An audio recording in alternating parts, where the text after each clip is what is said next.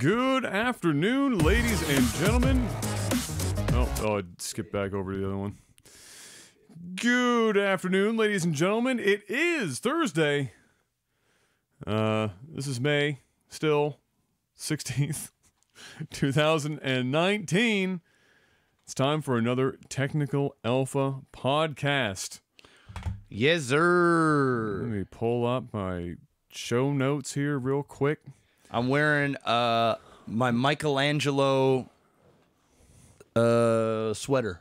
Yeah, it's not a onesie. It almost looks like one. Looks like because my pants are kind of that yeah, color. It's close. But it's even get the mask on there. You know, it's got a little something, something. Nice. Michelangelo, a personal favorite of mine. You feel like robbing a store. You're ready to go. I'm ready to go. You don't need your own balaclava. You just slip that hood on. My normal sweaters are currently dirty. Even the War Council hoodie. The War Council hoodie is currently being washed. So, I'll be honest. I wash my hoodies maybe once every 2 weeks.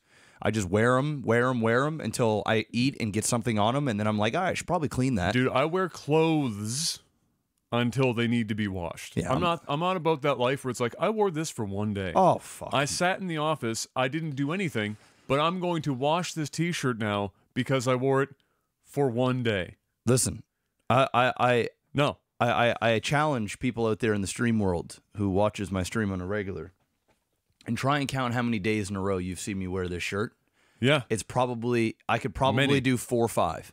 Yeah. 4 or 5 days in a row to the point where now my body sweat is starting to seep into the damn clothes. It should get washed. Yes. That's usually where I'm at. Yes. And it's not like I leave the house. If I left the house and I get out and do things where my stuff gets dirty, it'd be a little bit different. This sweater is over 10 years old. And I have worn it almost daily for 10 years in any application. Killing it. That American Eagle. And it's still, no, this is Old Navy. Oh, it looks like it is, but it's just old, Old Navy. Got that eagle on it, though. It does. Dude, it has not frayed. Not a single thread has come anywhere. And you know why? Part of it is, I've done construction work in this sweater. Part of it is that I don't wash it after only wearing it once. That's Your it. clothes get fucked up when you're washing them all the time. Wear and tear. You just like people get so it's like everyone's a low-key hypochondriac. You wear a piece of clothing once and it's like, oh my god, it's filthy. No, fuck that. I need it. No. Did you go to the gym and run a marathon today? No. Don't worry about it. It's okay. It's fine. Did you accidentally shit yourself? No. Okay, That's fine. you're good. You're good to go. So this week has been another week. I'm guessing. Well, I know after talking to your lovely wife that your son seems to be bordering on the first couple of chompers coming through. Yeah, well, I mean, Kai will be 3 months in 6 days, 5 or 6 days. It's coming. But yeah, he's teething, but he's not actually getting. I don't know exactly when babies are supposed to get teeth, but they can teeth pretty early. Yeah, but ahead of time. But the teeth probably still won't show for a little while. No. But yeah, he's drooling a lot. He wants to suck on his hands a lot. Yeah. He's got all the symptoms, and he had his checkup there, his 3-month checkup yesterday, and the doctor thinks he's teething. Yeah, it's on. Yeah. It's on the way. It's on the way. It's coming. Yeah. So Kayla needs to brace herself for some. He's gonna be salty. Slightly more painful nipples for a while. That too. Yeah. He isn't crying and going crazy. There are some days he's irritated, but he hasn't been bad so far. But I'm sure when those teeth are getting ready to come in, it's coming. I may as well enjoy sleep right now while get it while you can. While I'm getting it, because the screaming is coming. Oh, it's coming. It's coming. Yeah, Nikki, 10 years old, washed 6 times. Exactly. There you go. It's the secret. That is the secret nobody's telling you. That's the secret nobody's telling you. You know, they just want you to keep buying endless laundry supplies. I mean, my week was uneventful for the most part. I went back to the homestead with Dad to do some more. We had to mow the lawn and stuff for the first time in the season. There's a couple of younger guys that are doing pretty much all the properties in the area that will be taking over from this point, theoretically. And we're hoping that they stay true to their estimate on how much it's going to cost per mow, because it was a real good price. Because that yard is fucking massive. It took Dad and I working nonstop 3.5 hours. Jesus. To get the yard done. I was on the whippersnipper, he was on the mower, and 3.5 hours later, it was done. So they, however, of course, have a ride-on lawnmower that is twice as wide as the push mower Dad was using, and a whippersnipper that probably swaths about 5 fucking feet across. So they will go significantly faster than Dad and I did. But got that done and drank lots of alcohol because I'm being basically like refugee status here pretty soon, where I kind of unceremoniously removed from the house I'm currently in. Awesome. Not for anything I did. Nope. Shit happens. Such is life. Yep. And or such as women is what I'll say. And here we are. It's another week. I was going to say there wasn't a lot of news this week, but and there was some. But you go ahead, keep talking. But today, just today, stuff was cropping up like en route to the podcast happening, and so some stuff popped up just here at the last second. So I'll start with one because I don't even think I had a chance to type it in. Where did that go? Son of a bitch. I closed out the browser earlier. That's okay. I've got it. Here we go. I'm listening. No, I had to find it again. So, this is pretty friggin' huge. Sony and Microsoft setting aside their rivalry to a degree here as they form an alliance for cloud gaming. So, Sony, doesn't have the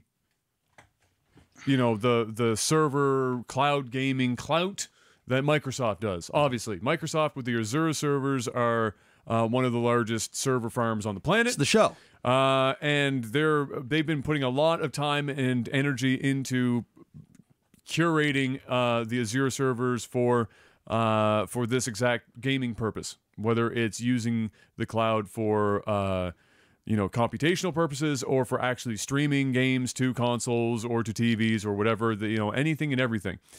So apparently this literally just cropped up, and this is kind of fucking wild. I'll just read what we've got here, honestly, because this is so fresh that I don't even know the whole story myself. So during a recent trip to the U.S., Sony president and CEO Yoshida signed a memorandum of understanding with Microsoft's CEO Nadella on a strategic tie-up. While details have yet to be hammered out, the partnership will center on artificial intelligence and the cloud, according to an announcement by Microsoft early Friday, Japan time, obviously still Thursday here. The latter category includes plans for joint development of cloud gaming technology. While this market is expected to grow as ultra-fast 5th-generation wireless gains traction, so that's like the 5G and whatnot, such services require much processing power on the provider's end to deliver the games with high-quality graphics and minimal lag. Sony and Microsoft plan to leverage the American computing behemoth's data centers for this purpose. I'm just hyper speed reading this to see if anything else here exists, or if they're just giving some flavor text. Outside of gaming, the two companies will consider combining image sensors from Sony, who obviously make cameras and stuff like that, with which controls half the global market. Damn!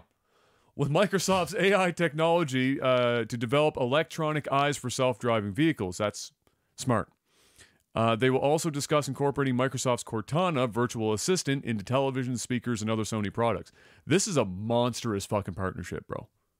This is some big dick swing. Sony and Microsoft getting together to do this shit is no joke. This is like, these are two other titans. Microsoft could have already gone toe-to-toe with Google, and now they're partnering up with Sony to doubly go toe-to-toe with Google, Amazon, and Apple. So Microsoft is being smarter, but this is Sony really needed. I mean, this is more Sony getting a benefit overall than Microsoft. Microsoft has the money that Sony doesn't have, but this is smart for Microsoft because it means they don't have to do everything themselves. They can just bring somebody into the fold. Yeah. And this is quite impressive. But for our purposes, obviously, the gaming side is most interesting because they've been rivals in the console space for so long. I don't think that's going to change, though.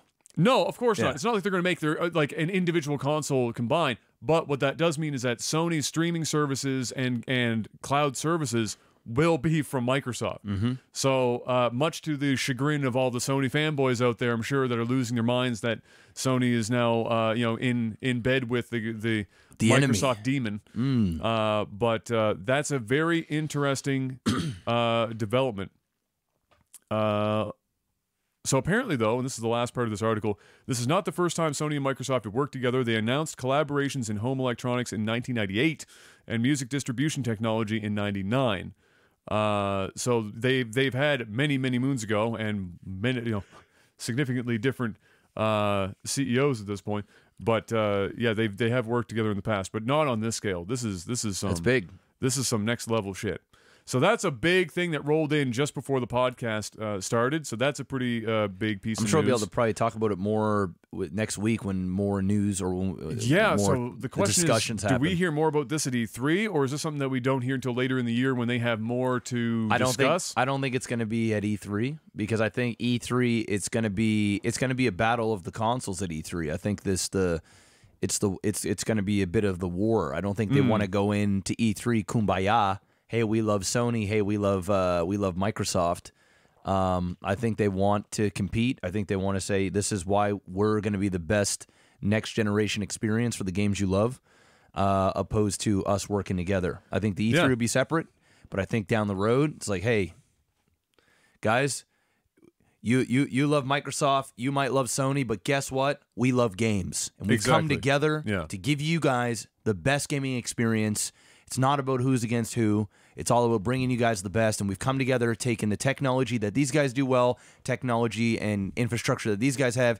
We've made it together so that the gaming will be at the next level in 5 years or whatever. 10 years. And something else to consider, because a lot of people are going to get hung up on the fact that about the gaming portion of this, is that I think the majority of this deal lies outside of the gaming stuff. Oh yeah, it's the stuff that we just talked about here at the end. Yeah. It's like Sony and Microsoft are so much bigger than just the gaming portions of their product lines in their business. In fact, for both of them, the gaming side is towards the loss. Yeah, it's not even their mainstay. No, fuck no. So there's a lot more going on here. It's just that as a peripheral benefit, again, more for Sony than anything really in the gaming section essentially, and especially, is that they're getting the access to that cloud, Azure cloud stuff, and that's going to be great news for Sony and Microsoft both. That definitely interesting to see how much more comes out of that on the gaming side. And since this is just early days, we'll have to wait and see what crops up after that. So, thumbs up for that. Bam. Can't wait to see more. Let's see, I've got a couple of just things to toss out here, a little fast stuff, because again we're in that pre-E3 slump, but just an interesting little tidbit. Nintendo Switch lifetime sales passed PlayStation 4 sales in Japan. I saw that on despite Twitter. the 3-year head start. Yeah, I saw that PlayStation had. Now, of course, this is in Japan, but Sony and Nintendo obviously both Japanese companies, and so that's still that's still an important distinction there.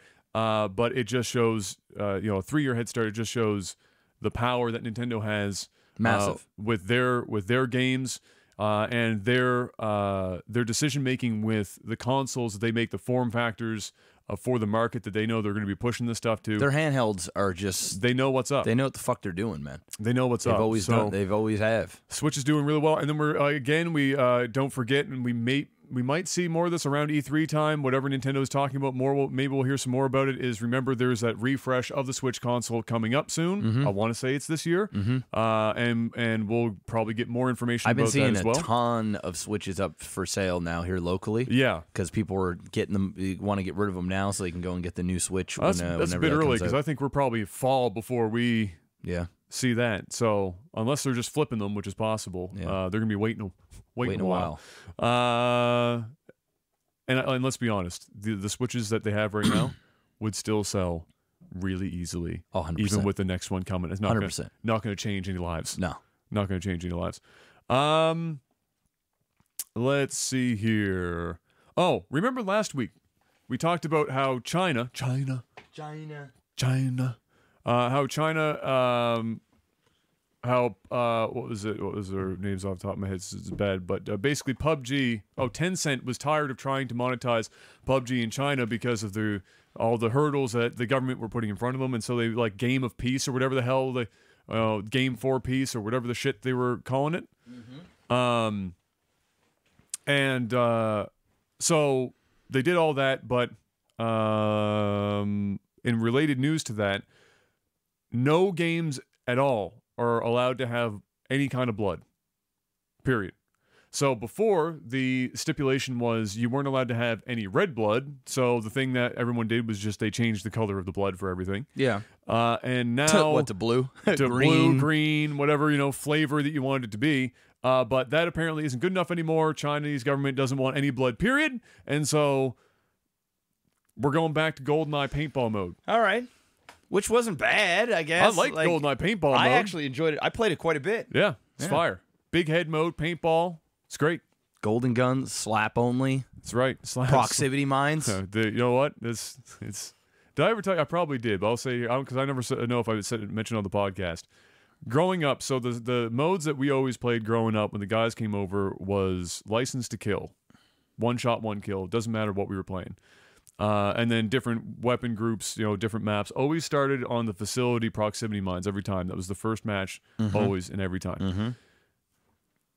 A long time ago, I had a blanket. It was a blue blanket that was probably as old as I was. Okay. And it had, at one point, because it was like the blanket that everyone used when the guys were sleeping over, or whatever was one of those. And so when we were like eating pizza and shit, it was just fucked. Nasty. And one of the spots on it was Donair sauce, because we had Costco Donair pizza, and Donair sauce had gotten on it. And so it just looked like a massive jizz stain on the fucking blanket. Probably right? was a massive jizz stain. I hope it wasn't, because we had what we called the Iron Man match in GoldenEye, where it was slappers only Aztec. Okay. With 200% health, and first person to die, or the person who lost, had to lick the blanket. Oh, come on, man! The fuck, dude. This is the fucked up shit you do when you're younger. That's fucking gross, had to dude. lick the what you wanted to call the jizz stain. In reality, it was just Donair sauce. That's nasty, man. Yeah, it was rough.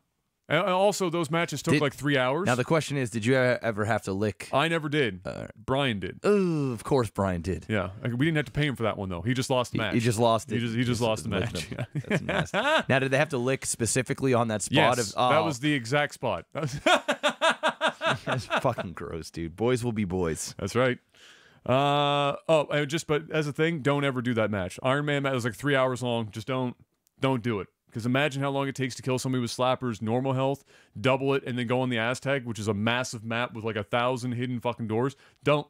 It's bad time. It's 3 hours. Unless you really want to kill yourself, don't do it. I have a couple of things here I think that we can combine into one. Yes, we do. Hey, Jeff. What's up?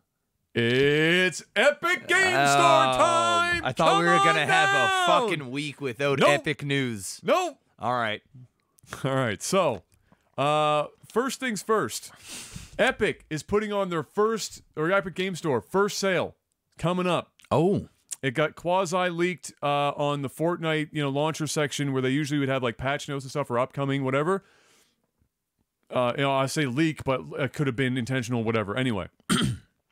Where it looks like there's going to be a sale put on, and it's either an and or alongside, and this story could have developed since, because this was also like only just recently, where they're going to provide $10 in store credit if you register for two-factor authentication for your account, which is one of those things everybody was bitching about with security on the platform and whatnot. They have 2FA now. Well, they'll give you fucking $10 in store credit just to enable that shit on your account. And then they're doing a sale. And the rumor is, I don't know if it's been confirmed yet or not. Maybe chat knows more than I do. But apparently, the discounts they're putting on the games, Epic's eating the fucking cost. They're not even passing that shit on to the developers. They're eating the fucking cost. So if that game is like $5-10 off, they're eating all that fucking cost. Epic's got so much money right now. They're just buying their way. They're buying their way to victory. You want to hear the sound of Epic's dick on a table? Oh, it's hefty. It's a lot of girth. Hefty. It's a lot of They girth. don't give a fuck. They're like, hey, you know what? Fuck it. Fuck it. We lose $20 million. We'll take it. We make that in a good weekend on Fortnite. Fuck it. It's all good. Don't worry about it. Epic gives zero fucks, and then somebody will complain. Somebody will complain about their $10 off on. I don't trust 2FA. Like, why are you eating? Why are you eating the discount? Somebody will complain What's about the catch? Yeah. Either way, those are I don't know. I can't say. Oh, it is confirmed. Well, there you go. So they're just eating it up, bro. Damn. They're eating it up. They're winning all over the place. They're making decisions that are winning. It's almost like at this point they're trolling the haters. It's almost like they're purposely sticking a finger up to the cocksuckers that are hating on them for no reason. Here it is, right here. Here we go. Okay, here it is. It's probably a one-time thing to get people on their platform, though. No. Who fucking cares? Well, if there is one goddamn, I'm not saying you, but if there's one fucking neckbeard eunuch that complains about a fucking company putting on a sale, giving you $10 in-store credit for 2FA, and then eating the cost of the entire sale so that the developers who are already getting way more of a percentage cut to begin with also don't have to take the hit for the sale. And there is one fuck that complains about this. Fuck yourself with a cactus or 3. Oh, fuck. Cactus fucking yourself. Make it as girthy as Epic's dick so that you can pretend it's them. Then you have a thing to complain about. Oh, stop fucking me with your cactus dick, Epic. So because girthy. Really, who the fuck can complain about that? Well, you can't. That's insane. Well, you can't. Check yourself into an asylum. You Fucking can't. a padded cell and shit. You can't. You can't complain. Because you're crazy. The Epic sales, dude. I think that's a genius way of doing it because Steam sales is basically at this point it's an event. Bless Gaben. Right? Yeah, Don't take my wallet, Gaben. Yeah, it's an event, right? All Steam summer sales are here. Time to go broke, right? People are just buying games to buy games, just to add more games to their library. And if Epic's going to be doing summer sales or winter sales or whatever yearly sales, they're going to have to do it in a unique way. And I think this is a damn unique way of doing it. This is an expensive way. Very expensive. But wait, there's more. The PC gaming show for E3 is sponsored by... Oh my god. You guessed it, Epic Game Store. Man, their dick is swollen. It's there. Oh my god. They're fucking coming out, guns blazing. They announced that, and you go into the forum, the first thing I see, first fucking like 5 posts. Well, I'm out. Go find something to do with your life, you fucking worthless oxygen thief. Jesus. A company spending some money for advertising, spending all this money on sales, people still going to be bitching. Finding something. It's crazy. People are nuts, bro. It's absolutely nuts. So they're sponsoring the game show. There you go. You best believe we're hearing about more exclusives. For the timed. Let me be more specific. Timed. 6 months to a year. Yep. But in everyone else's mind that hears that, or when people's mind hear that, they go, oh, it's permanent. Ew. They're stealing our games. Fuck them. They're owned by China. They're going to take all my money, my credit card information. They're going to know that I play Headful Boyfriend. Jerk off to it because they're watching through my webcam. Oh, man. So that's the thing. So that's your Epic Game Store news for this week, is that they are eating up all the cost of their sale and providing money so that people can stop bitching about the security. It's great. Yep. There's a lot of win here. All right. Oh, wait. Oh, apparently there's more. The discounts even apply to purchases made before the sale started. The price difference will be refunded to the account from the payment method. So what? Go over that They're again. retroactively applying the sale, Jeff. Damn. The discounts apply to purchases made before the sale started. The price difference will be refunded to the account from the payment method. Damn. They're even going through the logistical money dick payments. They're just going to eat it up everywhere. They're going to eat it all up. God damn it, Jeff! Epic wants to give me money! Fuck them! Pretty soon, Epic's going to be like, fuck them! We're going to pay you to use our launcher. You know what? That's what they're doing right now. They're going, you know what? We're not even charging you to use the launcher, but instead we're going to pay you to use it. No, like I said, Maddie, I was saying not you specifically. But how you said it, the though at the end of the sentence did not help you. However, I'm saying not you specifically, but in general, that opinion that I just described is already out there in droves. In fact, it's the majority, unfortunately. Bro, this is the cell phone. This is the way for me to do this. I'm getting fucking pinged with just on the fly news. Oh, coming in hot and spicy. Woo! Sega announcing another 10 games. What are they? Let's find out. Click this. I feel like every week we're getting 10 games. That's right. Oh, we didn't have any last week, I don't think. Last week we didn't have the update. Let's see here. Where's the list? While he's looking for that, go ahead and hit that like button if you guys are enjoying the podcast. And we hit $3,000 on the Patreon. We did. That happened. We hit that. I think we're 3,003. So big thank you. If you guys are wondering about my energy level, it's not that I'm super tired. I'm just trying not to yell because my voice is pretty shot. Gotta save that for Game of Thrones. Oh, I forgot about that. Hey. Save yourself. I gotta save it. All right, I've got the update. Are you ready for this? Because there's some more fire in here. All right. Mega Man. Okay. The Willy Wars. So, okay. But it's a Mega Man game. Okay. The Willy Wars just sounds like a porn parody of Mega Man. A gay porn parody of Mega Man. Street Fighter 2 Special Champion Edition. Okay. That's a good one. Now we're talking. That's Sonic a good Spinball, also pretty dope. All right. Phantasy Star 4. That's a good one. Beyond Oasis. Don't know what that is. Ghouls and Ghosts. That's a fire game. Alex Kidd in the Enchanted Castle. Ooh, dude, I forgot that game existed. Yeah. I definitely don't have that I don't think you have that. That's, I think, a pretty hard game to come by. I want to say. Yeah, I definitely don't have that game. Let's see here. That's a classic. Golden Axe. Boom, I have that game. That I do have. Golden Axe stole a lot of my money as a kid in the arcade.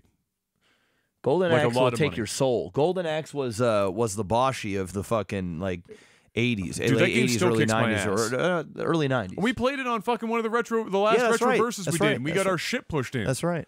And that was with cheating. Yeah. We still lost. Vector Man. Don't know what that is. Really? Yeah. Vector Man's good. And then Wonder Boy in Monster World. Don't know what that is either. Wonder Boy is another pretty, it's not like super mainstream, but it's there. Okay. That's almost 80% of that list is pretty dope. And now the full list. The full list now includes. Let me. Thank you, Sly, for the super chat. Pull this up. Here we go. Oh my god, dude! There's a lot of fire, dude. I'm buying this. This is a lot of fire. I'm literally buying this. This is a lot of fire. Yeah. Echo the Dolphin, Castlevania Bloodlines, Space Harrier 2, Shining Force, Dr. Robotnik's Mean Bean Machine. Ooh yeah. Ooh yeah. Toe Jam and Earl, Comic Zone, Sonic the Hedgehog, Altered Beast, Gunstar Heroes, Sonic the Hedgehog 2, Earthworm Jim, Castle of Illusion starring Mickey Mouse, World of Illusion starring Mickey Mouse, Thunder Force 3, Super Fantasy Zone, Shinobi 3, Streets of Rage 2, Contra Hardcore, Landstalker, Mega Man the Porn Parody, Street Fighter 2 Special Championship Edition, Sonic Spinball, Phantasy Star 4, Beyond Oasis, Ghouls and Ghosts, Alex Kidd in the Enchanted Castle, Golden Axe, Vector Man, and Wonder Boy in Monster World. That is fucked up It's a lot of win. how good that list is. It's starting in Sega terms. That is basically what the SNES pulled out. Yeah. You know, the SNES pulled out fucking some pretty dope shit. Oh, and they even released Star Fox 2. I mean, they went all out. Sega is whipping their dick out and saying, "Listen, if we're gonna do a mini, we gonna do it right." There's 10 more games coming. Oh, there's 10 more. There's 10 more. No, not right. We don't have them now, but there's 10 more remaining. So there's 40 in total on this fucking thing. Damn. And there's 10 more that we don't know about. So there's only 10 left that we haven't. They got to be putting a sports game on there. I at this point, all I want to see that hasn't made this list yet, off the top of my head, is Road Rash. Road Rash, yeah, that's a good one. Is one that I'd they like had to see Streets on of here. Rage on there, right? Streets of Rage 2. So that's a good one. I mean, they're both good, but that's like if you're gonna choose one or That's the the other. classic. 2 is That's the one like the classic because one. the soundtrack in 2 is just fucking fire. Yeah, I thought they were gonna put on a mutants A Mutant League football, Mutant League football or Mutant League hockey, one of the two. I think That's they're possible. gonna put one of those. That on. might be a tough licensing deal for them. I'd love to see them put the X-Men on there, but it's probably a licensing issue. That would also probably be a bit tough to do. But there's a couple games left that they could still pull out. But there's 10 more, bro. You said there's Mortal Kombat on there, right? Or not? No. No, probably licensing issue. Yeah. Some of that stuff, I mean, I'm surprised they even got Street Fighter on here, to be honest with you. But, yeah, there's more fire on the Genesis yet. Yeah, my guess is there'll probably be like another 2 or 3 like big name ones that are going to come on the final. Yeah. And then, well, every set of 10 that we've had, like over half of them have been big name games. Good games. So yeah. if they keep that up for the last 10, oh my God. Yep. That console is That's value central. That's fire. Yeah, a lot of fire. I'm telling you right now, I said this before. I would legit. It's gonna sound. Ren and Stimpy, that's a good choice. That's a really good one. Yeah. Ren and Stimpy's a good one. There's so many. There's like a ton of those types of games that were just so good on the Sega. Like there's those types of games that just worked. Like there was like The Simpsons, like Home Alone. Like there's all kinds of those types of games that work. The Terminator games on Genesis were good too. Yep. Call me crazy. You're crazy. Call me crazy. This is gonna sound wild. Nutty. Oh, Nutty Professor. Don't watch it. You give me 30, 40 of the top N64 games. I'm paying $199. I fucking shit you. I 199 Canadian. I think you get away with it. I would. That's like it. my cutoff. If they came out and they said, it's 149 If bucks. they give me an original controller, well, they'd have to. that also works with my old Nintendo 64. Oh, that'd be fucking crazy. It would definitely be $200. I mean, at that point, you're just basically re-releasing the N64. Yeah. But you know what? If they give me That might not be the worst idea they've ever had. If they just give me this motherfucking controller, right? But they put, I don't know. They don't. It doesn't need to be. It doesn't need to fit the N64. But if they can replica, because you can get Chinese knockoffs of these. Yeah, they're just bad. I know they're bad. I know. The analog sticks have See, like that's the terrible problem dead zones. with the N64 one is it'd be expensive for them to make these controllers. That's what I've said when we first started talking about it, is that the console's not a problem. That's the problem. Those controllers. And they cannot give me like a GameCube controller for the N64. I need to have this fucking thing right here. Yep. I need this noise in my life while I'm playing the classics. If they can do that, even if they can cheapen this up a little bit, as long as this thing does what it needs to do, I would pay up to, I swear to God, I'd pay up to $199 and I wouldn't complain about it.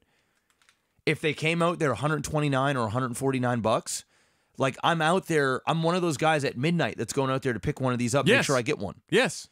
You give me 30 or 40 of the fire on the N64, it's done. Well, you better believe, obviously, that they have been for a while trying to sort it out. It's done. They're on the way of trying to figure out how to do it, right? It's done. And it's one of the ones that I'd actually play. Yes.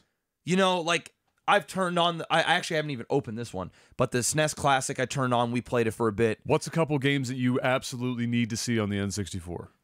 Mario 64. Yeah. If Mario 64 is not even on there, I'm out. Yeah. But it has to be, it's going to be on there. Yeah. If I had to pick 5 musts. Yeah. All right. Mario 64, absolutely. GoldenEye, abso-fucking-lutely. I know it's a hard licensing. I know. But I'm going with my dream here. You never know. Maybe they pull it off. It's possible. Maybe they pull it off. I'm just trying to look down here to see what I got. See, I'm not a big Zelda fan, but I know they'd put Ocarina of Time on there, so I'm going to put that on there just because it deserves to be on there. If they did it, honestly, that and Majora's Mask would probably both be on it. It's like a foregone conclusion kind of thing. Yeah, but I'm going to just go with Ocarina of Time. Yeah. Mario 64, or sorry, Mario Kart 64. Yep. It's a must. Yep. And then if I had to pick one more, and I know you're not a huge fan of it, I don't think, but I am, Donkey Kong 64. Oh, no, that's fine. That's on there for sure. Yeah. Me, Mario 64. Yeah. Mario Kart 64. Yeah. I don't think GoldenEye gets on because that game hasn't even been remade. What about Perfect Dark? Because that's what I was going to say. If they can't do Dark, GoldenEye, you got to put on. That's what's going to be there. You got to put on Perfect Dark. And in fact, if even probably both of them would be fine. It'd be great. But I'm going to say Perfect Dark would be there, not GoldenEye. Perfect. I mean, they're almost the same fucking game. They're identical games. Essentially. What is it? Ocarina of Time. And then a fifth slot. Man. You going Banjo? Banjo. I'm gonna Banjo Kazooie, probably. But if I could choose, and this is gonna be a spicy fucking take, bro. Oh boy, it's a spicy take. All right.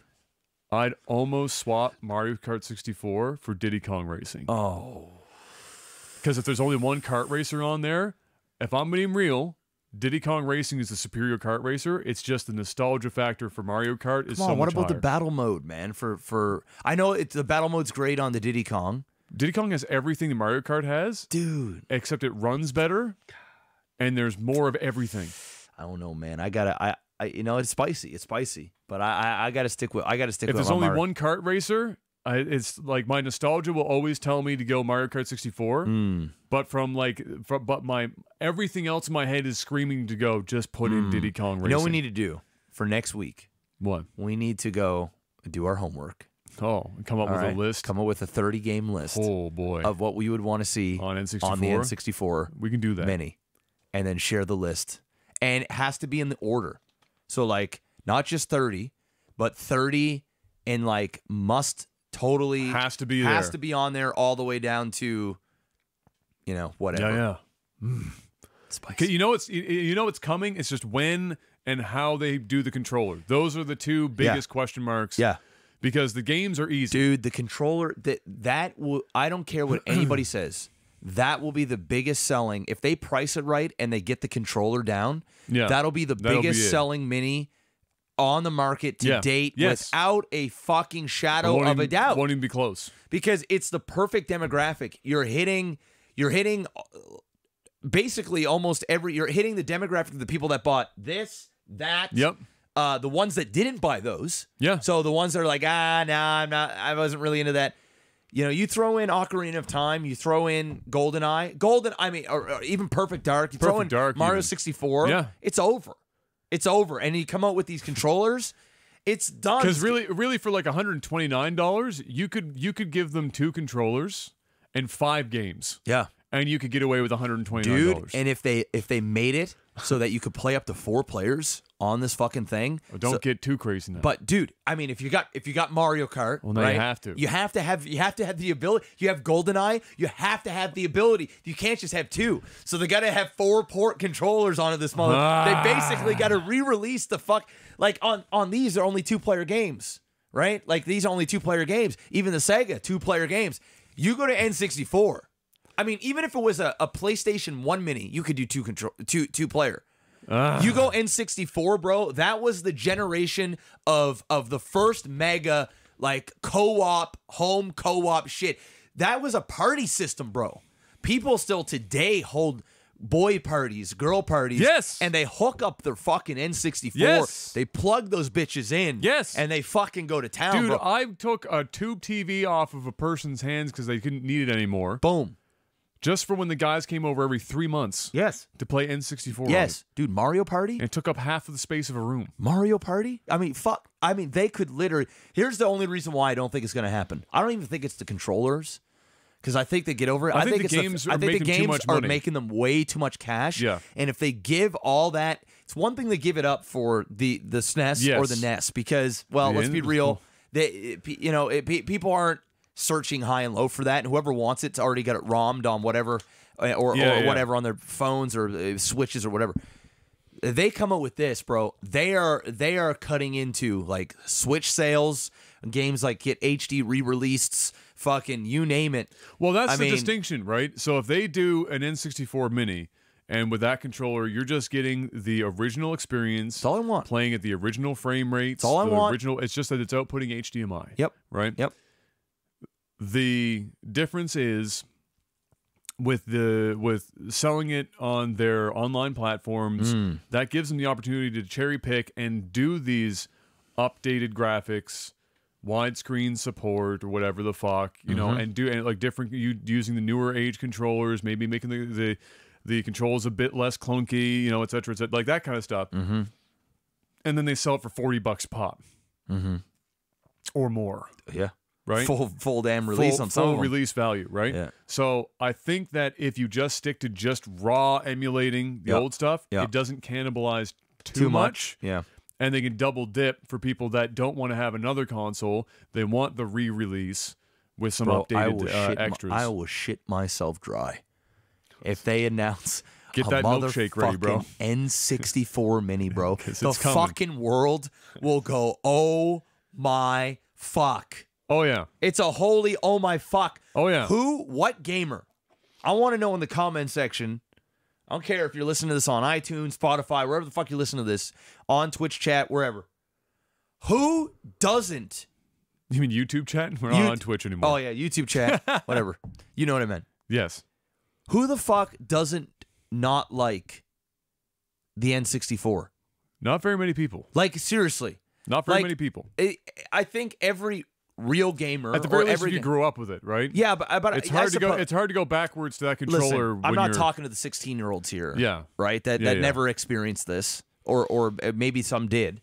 I'm talking about if you're over the age like 20, 21, and you haven't had a great experience with the N64, even if you didn't own it, somebody you know owned it, and you played that shit at their house. I'm just thinking of games right now. Super Smash Bros. Yes. I mean, Yes. I didn't even have an N64 at the beginning. It took me a while. When the N64 first came out, I didn't get it right away. I ended up getting it like the next Christmas. And I was over at my buddy's place playing fucking Smash Bros. Playing anything and everything I could get my hands on. Fucking cruising San Francisco. What is it called? San Francisco Rush. San Francisco, not San Francisco. No, Cruising. Well, it was Cruising USA. Cruising USA, because 2049 wasn't until later in the console. I think the Dreamcast for 2049. Well, it did, but it was also on the N64. Oh, okay. Was it? Yeah. Oh, okay. It was just later in the consoles. Oh, okay. All right, cool. Yep. But yeah, I mean, I think everybody collectively, because I think if you ask the question to most gamers, if you said, hey, you know, PS2, because PS2 and the N64 are pretty much it's the same era.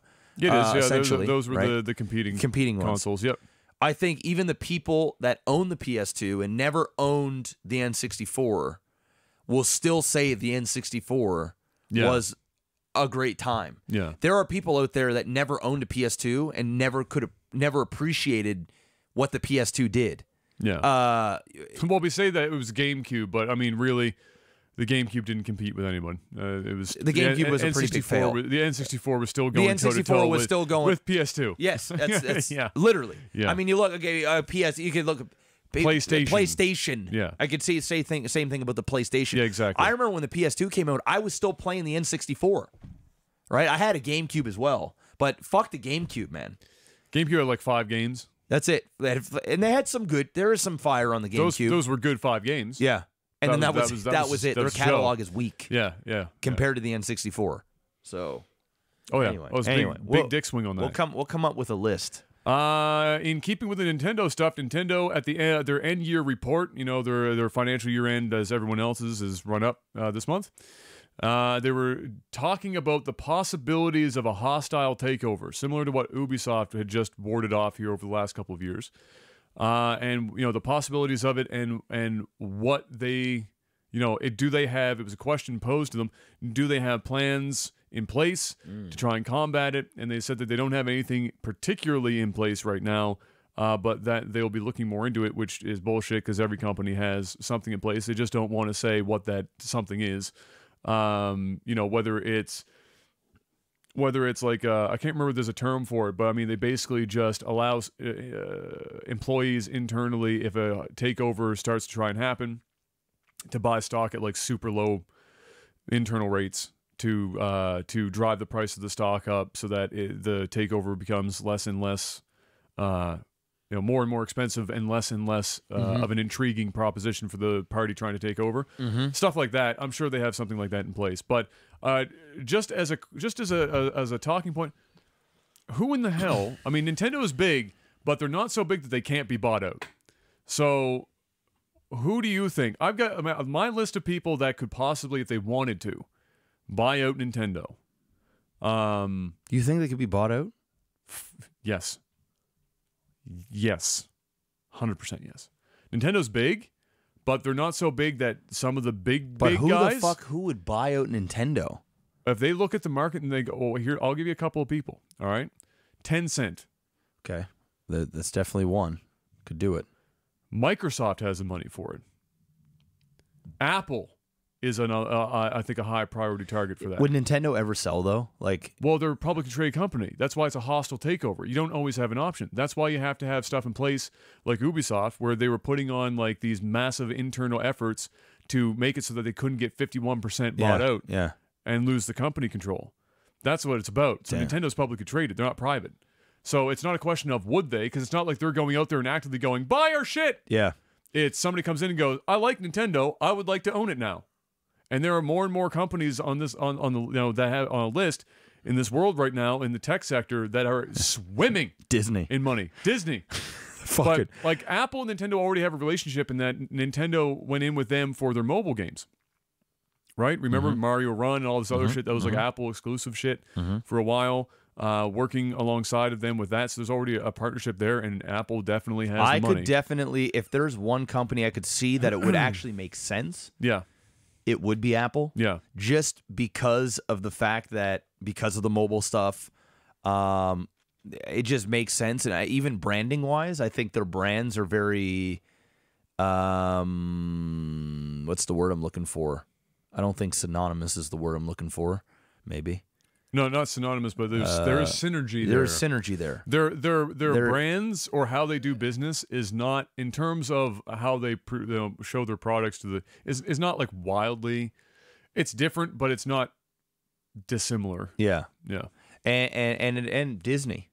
Yes. Disney, I mean that Disney is definitely also makes sense. Would be probably the one that makes the most sense. But I mean, fuck. Disney just bought out fucking Fox, and I mean, Disney's going to own whatchamacallit here soon, Hulu, and they just Hulu and whatnot. Yeah, it's just Disney just literally bought the world. I think Disney and Apple are the two front runners in that group. Yeah, Tencent is always there because they just have endless money. Because they have the money, but I don't see them buying it. Yeah, personally. Yeah, but Nintendo for Disney makes a lot of sense, especially with their theme parks and everything else. Like Disney could make some serious fucking money off not only theme parks. Branding, just the licensing alone. Movies, animated shows. They got their Disney Plus coming. I mean, the amount of stuff with the properties. I mean, you even just take a look at Zelda. Yeah, and they could literally make Zelda a real live action movie, Disney style, and the amount of money that they would be making off the property in itself. Have Nintendo themed rides at Disney parks would be it'd be nuts. Fucking nuts. Insane. Yes, Nintendo Land. That's what it'd literally be it. And it would be fucking, people would be going down those tubes in Mario. Yes. Be like, doot, doot, doot, be like, you'd be in a, I want it now. Yes. I actually, I'm thinking about it now. The more you talk about it, you're talking yourself into it. I want it. I want to see it now. They fucking could make the goddamn Avengers of Nintendo. Yes. For Christ's sake, if they really wanted to. They could do whatever the fuck they want. They're Disney. Yep. People would go there, give them their money. Yep.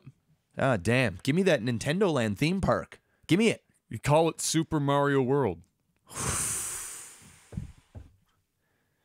It's a lot of win there. It's possible. But anyway, that's the thing. It's unlikely to happen though. Like Nintendo definitely has measures in place that they would take, and I don't think anyone's really hard looking at them right now. Apple's tied up in their own game shit right now, trying to do their streaming. It'd be so weirard for an American company service to like own buy that Nintendo, up. bro. It would just be fucking. It'd probably end up fucking ruining the goddamn company. Probably. Honest to God. Probably end up hating I it. think Nintendo knows that, so they'd go through great lengths probably to stop it if they could. Yeah. What else you got here? Oh, right. Okay, so just to let's see here.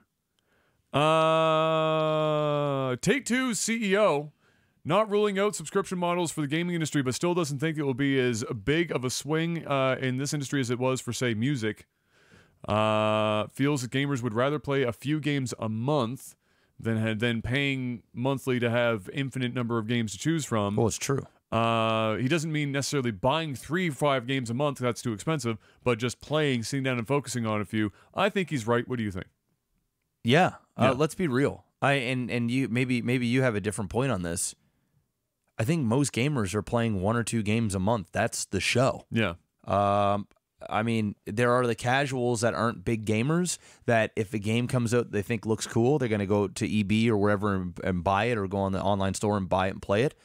But I think the vast majority of gamers out there, and just even the way games are designed, they're quite literally, and it's been like this now for years, we're being bred to play one game only. I'm not even just saying, I'm not even just saying this as a streamer that has to play one game. No, it's just that's just what it is. That's just how it is. Yeah. I mean, because they're games as services now. That's it. So you're bred to play 1 or 2. That's it, and you don't have time for others. In fact, you're almost bred to hate others. Yeah, it's like a fucking war. Yeah, and who's gonna get what time? So no, I don't care about having the luxury of 200 games in my catalog.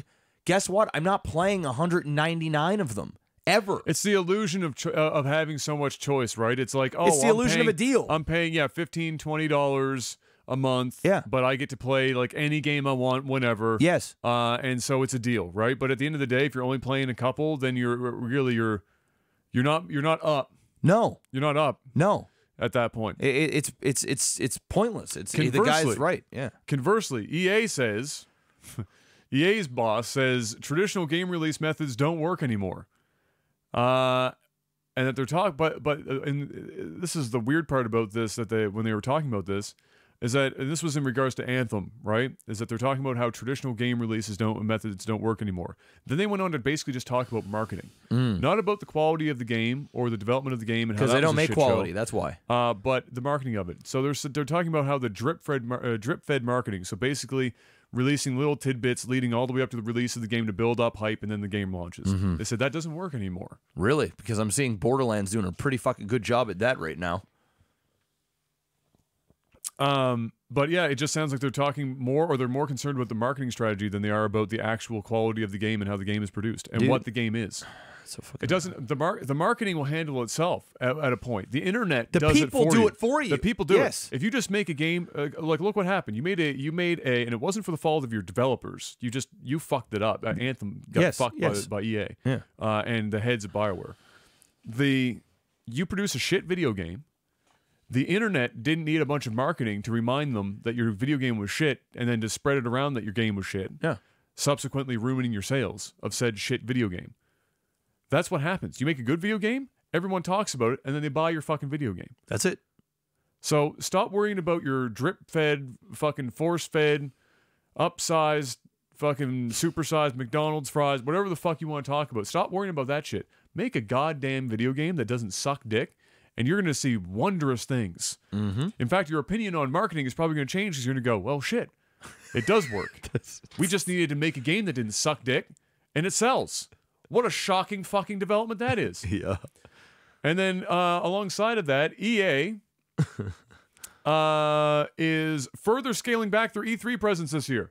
So we don't have to watch FIFA, the conference, because they're not holding a conference this year. Fuck them. They have one streaming day, and that's it. No press conference, no nothing. So we don't have to watch a bunch of people. We don't have to watch them like trying to haul they got nothing for us. Pele up on stage. They got nothing for us. No. They got nothing for us, They got Adam. nothing. EA's dead. They got nothing for well, us. They're not dead, but right now they have nothing that they literally like, got nothing. What are you going to show? Yeah. What do you got? What do you got?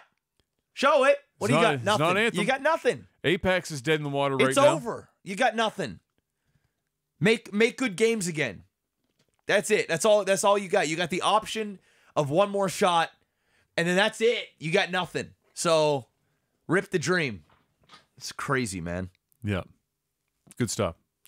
And then, the last piece before we're done with the gaming news this week, Mr. Black. The Final Fantasy VII remake got another trailer.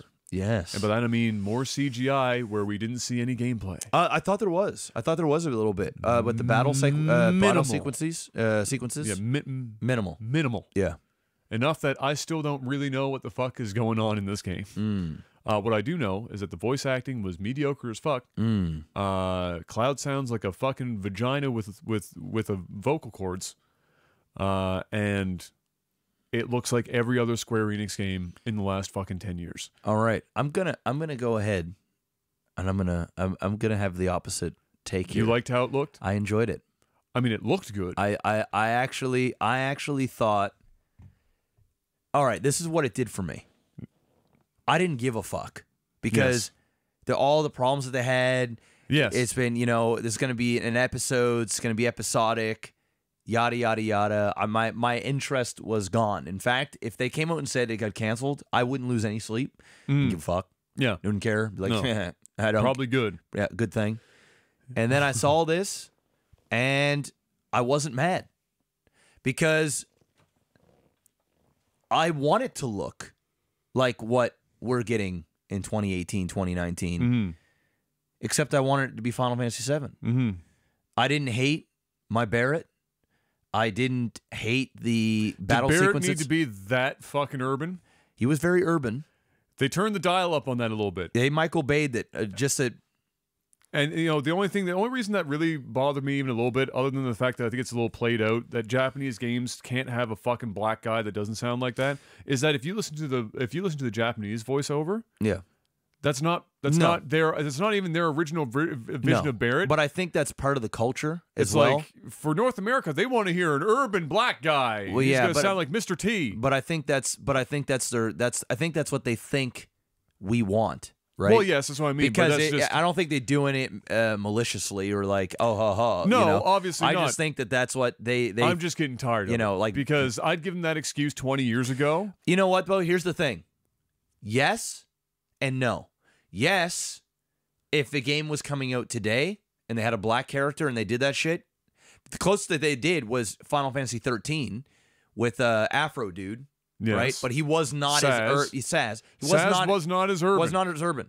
So I'm okay with that. He was urban enough that we knew he was black. Yes. Or was urban. Yes. You know, because black people can sound like me. I'm not like Keith Urban. I'm like Keith Urban.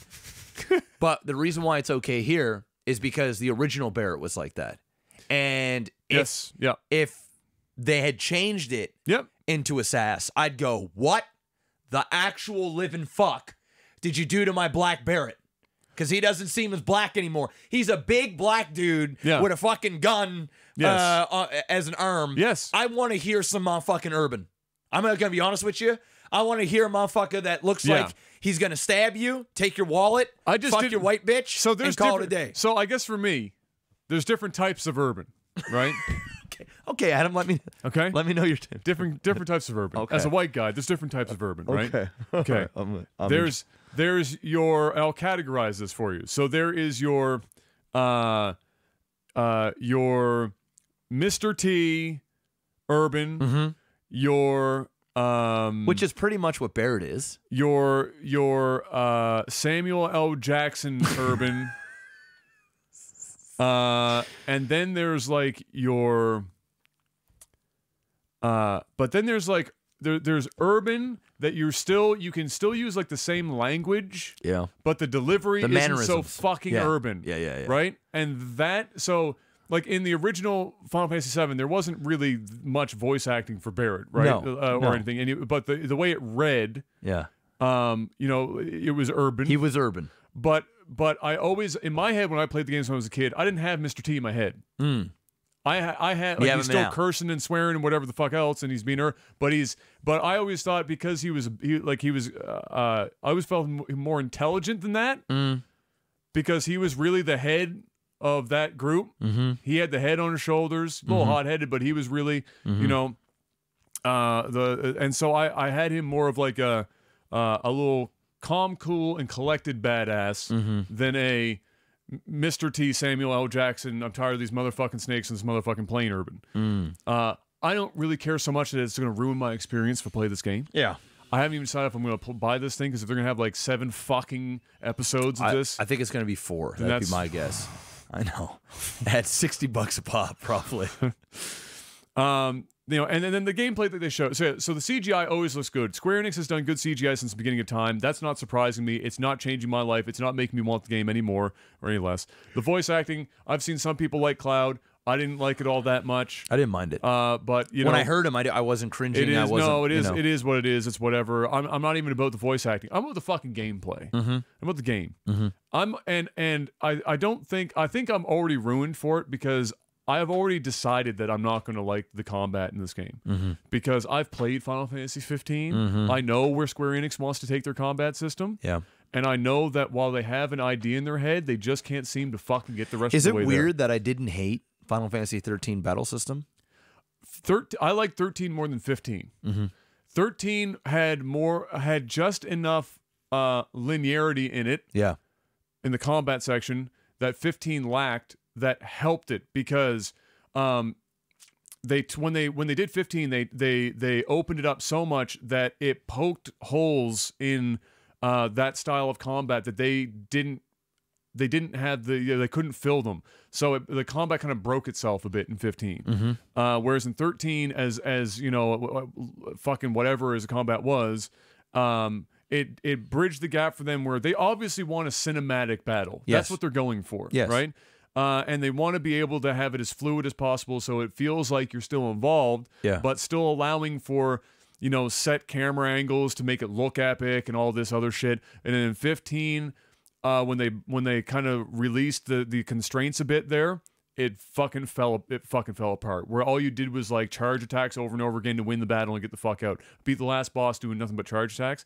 Because if you could try and get good at the combat to then experience the epicness of like switching your weapons constantly and fucking using all this shit. Charge. No, what do players do? They go for efficiency. They find something that works as best as possible and they fucking go through. And in 13, that was whatever, because the system worked in that linear environment better. So if it was closer to 13, I'd be more comfortable than if it was closer to 15. But we'll never be able to tell until we see a lot more specific gameplay. But obviously, we're not worried about how it's going to look visually. It's going to look fucking good. Yeah. It's going to sound good. The soundtrack's going to be dope, because Nobuo Uematsu is a fucking goddamn legend. Shit's fire. Voice acting, some people will like it, some people won't. It'll be all over the place. I'm probably not all that concerned about it personally. I'm concerned about the gameplay. I'm concerned about how many fucking episodes we're going to get and how much money they're going to want. That's my biggest for concern, this fucking honestly. game. Yeah. And that's pretty much it. Oh, and my last concern is how much they're going to fuck with the story and shit. They're going to change things. The director's cut, right? Yeah. Because I feel like we're going to lose things like the cross-dressing segment that Cloud has, you know, when you're dressing up as the girl and everything and stuff like. Yeah. They're not going to want to ruffle feathers. Yeah. In the West. Yeah. And this is the company that will still, or the country that still puts out like Dead or Alive Extreme Beach Volleyball, where you just basically take snapshots of fucking Japanese vagina for fun. And oh, by the way, there's a pretty dope volleyball game attached to it. Yeah. Where over here it's like, you know, can't get it because the West just can't handle the titties. Just can't. It is what it is. Listen, I didn't hate it. I actually didn't dislike it. It got me. It did what a trailer is supposed to do. It got me excited. Or more excited than what I was. I'm not so like, oh my God, I can't fucking wait, man. I wish this came out tomorrow. But it got me wanting to buy the game, and I'm intrigued to see what it has. Now, listen, I'm a Final Fantasy VII fanboy. Yeah. You know, that's just who I am. I mean, I love me some Final Fantasy VII. Yeah, I'm a Final Fantasy. I also love my money, and $240 for a fucking video game. That's a lot. It's steep. That's a lot. And you know what? Honestly, if the video game is incredible, if they give me what it was, but in a 2019 or 2020 version, I'm willing to pay the $240. But the thing is it better be fucking. It better be pretty damn close to perfect. And another thing is, I better be able to fucking buy every episode the same fucking day. Because if these motherfuckers, Like a year expect me apart? to fucking play 20 hours of a game and then wait another 6 months to a year before I can continue, and then this is gonna be like fucking Game of Thrones, where I'm gonna watch a season and I'm gonna be invested, and now you're gonna make me wait to continue the story. It's actually worse than that. That's not even a good analogy. It's like going to the movie theater, paying $40 to get in the movie theater for you and your girlfriend, and then you're watching The Avengers, and then just before the battle sequence, they cut it off and say, we'll see you in 6 months or a year, where you can finish it. Oh, by the way, it's going to cost you another ticket. That's literally what this is. And that pisses me off, right? Where are the breaking points of Final Fantasy VII to turn it into episodes? If there's 4, the discs. where do you even make It's the discs. The discs? So think about it in the disc. Yeah, okay. Right? Because there are big moments that happen in the game. Yep. And then it piles down. Yep.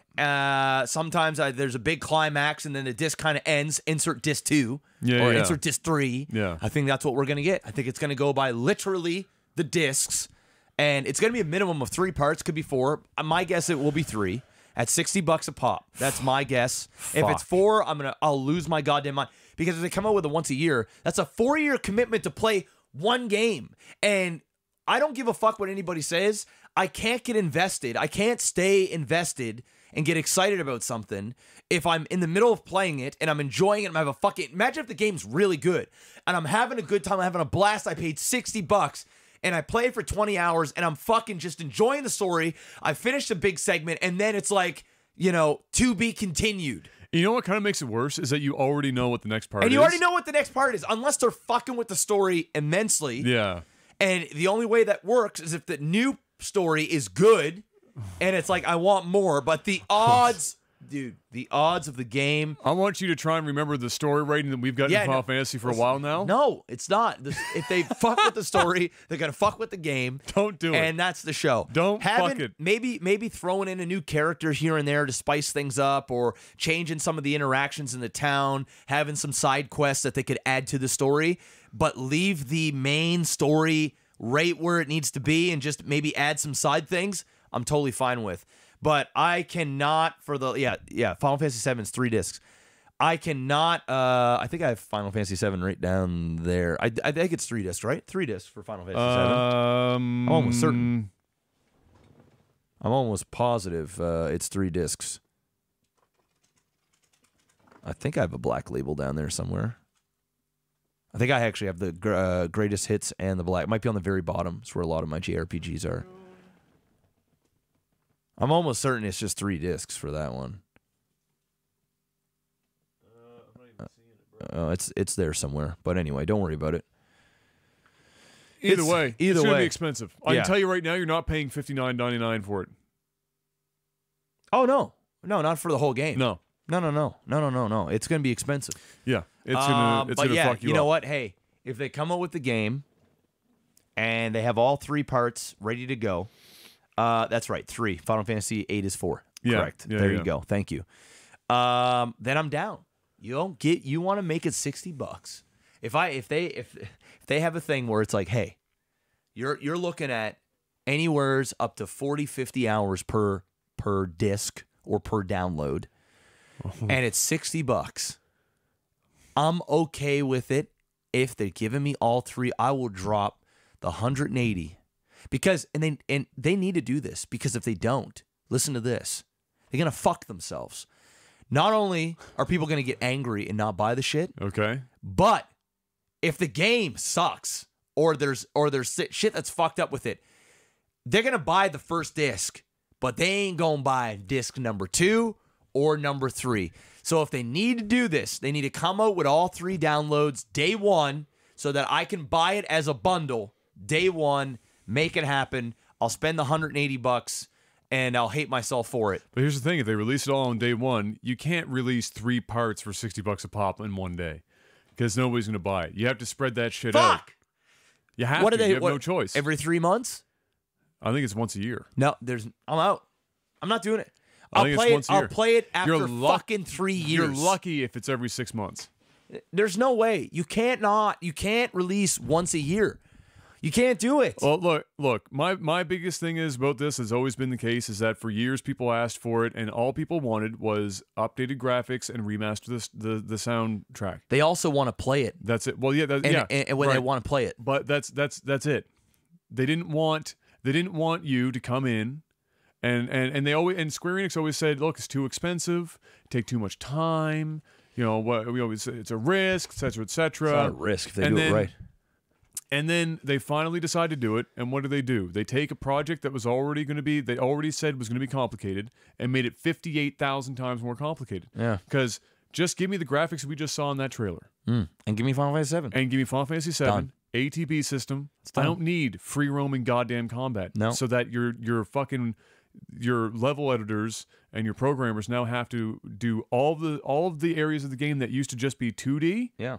In a 3-dimensional fucking space, so you literally have to recreate everything and then some that didn't exist before. Dude.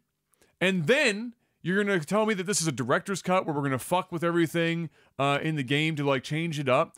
All you're doing is adding to, and then you're going to put it in multiple parts. You're literally adding. They're points. gonna fuck the game. They're Adam, adding they're gonna points fuck the game, Adam. to where people shut are up. gonna go. You're gonna make me hate it again. I got excited about Because the it's shit. Fuck. It's Square Enix. Fuck, Adam. I got excited from the damn shit. trailer. You're ruining it for me. I'm starting to hate it again. I'm sorry. I have to have somebody hate it with me. Fuck. People are getting excited because of this trailer and they're gonna get fucking flu seed. Fuck. Swoondled. Fuck. Baiting goddamn Switch. You're starting to hate. You're starting to make me hate it again, Adam. I was enjoying it. I watched it 10 times. They're taking everything that they said was already going to be difficult and expensive and a fucking risk, and they multiply it tenfold.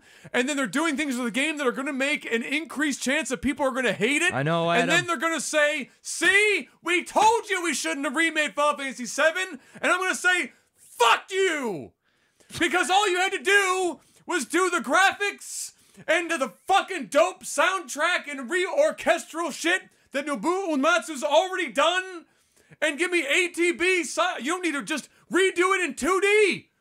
In today, HD. Done. Yeah. That's all you had to do. Yeah. Sell it in one disc so that it isn't so much work that you have to pay fucking $9,000 to recoup the costs, because you also didn't want to do it yourself. So you outsourced it, and then 2 years deep, Get fucked. you have to erase all of their shit because it sucked dick. Fuck. And start Adam. all over again. You just ruined it for me, Adam. Thank you. It's fucked. It is. Because Square Enix is fucking stupid. Fuck. And they have been for a decade. Fuck. This is the company that went all in on a fucking game director who had a hard-on for his own character to the point that by the third game, you were playing Waifu Dress Simulator, and it sold progressively less copies until 13.3 barely cracked 1 million. Final Fantasy sold almost less than 1 million copies globally. And it was on every console. They're shit. That Final Fantasy 15 sold pretty well, though. I'm with you, man. Now I hate it again, dude. Thank you. You're welcome. Now I hate it I need again. somebody else to suffer with me. Fucking hell. Once a year is not going to work. It needs to be bare minimum, at most once a quarter. Because if it's not, I can't buy it. I have to at least wait. You know what? Somebody called this out, and you're not wrong, Jonathan. I have said that exact dialogue about this remake 15 times, and I'm going to keep saying it because it's going to fucking come into reality. This is Square Enix setting themselves up for failure. Yeah.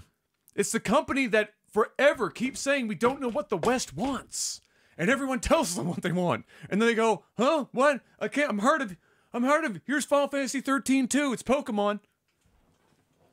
And it sells like no fucking copies. They go, "Well, shit.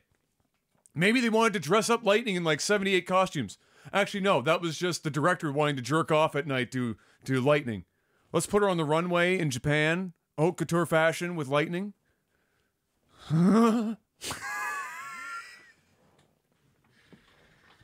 All right. Well, Hey, Jeff, you want the Backstreet Boys in Final Fantasy form? no, I got that for you. I actually don't. Would you like me to try to sell you Coleman camping gear and American Express credit cards?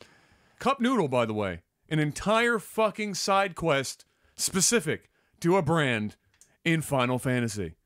Oh, we're going to also partner with Audi to create a vehicle because fuck it, well, who cares about money?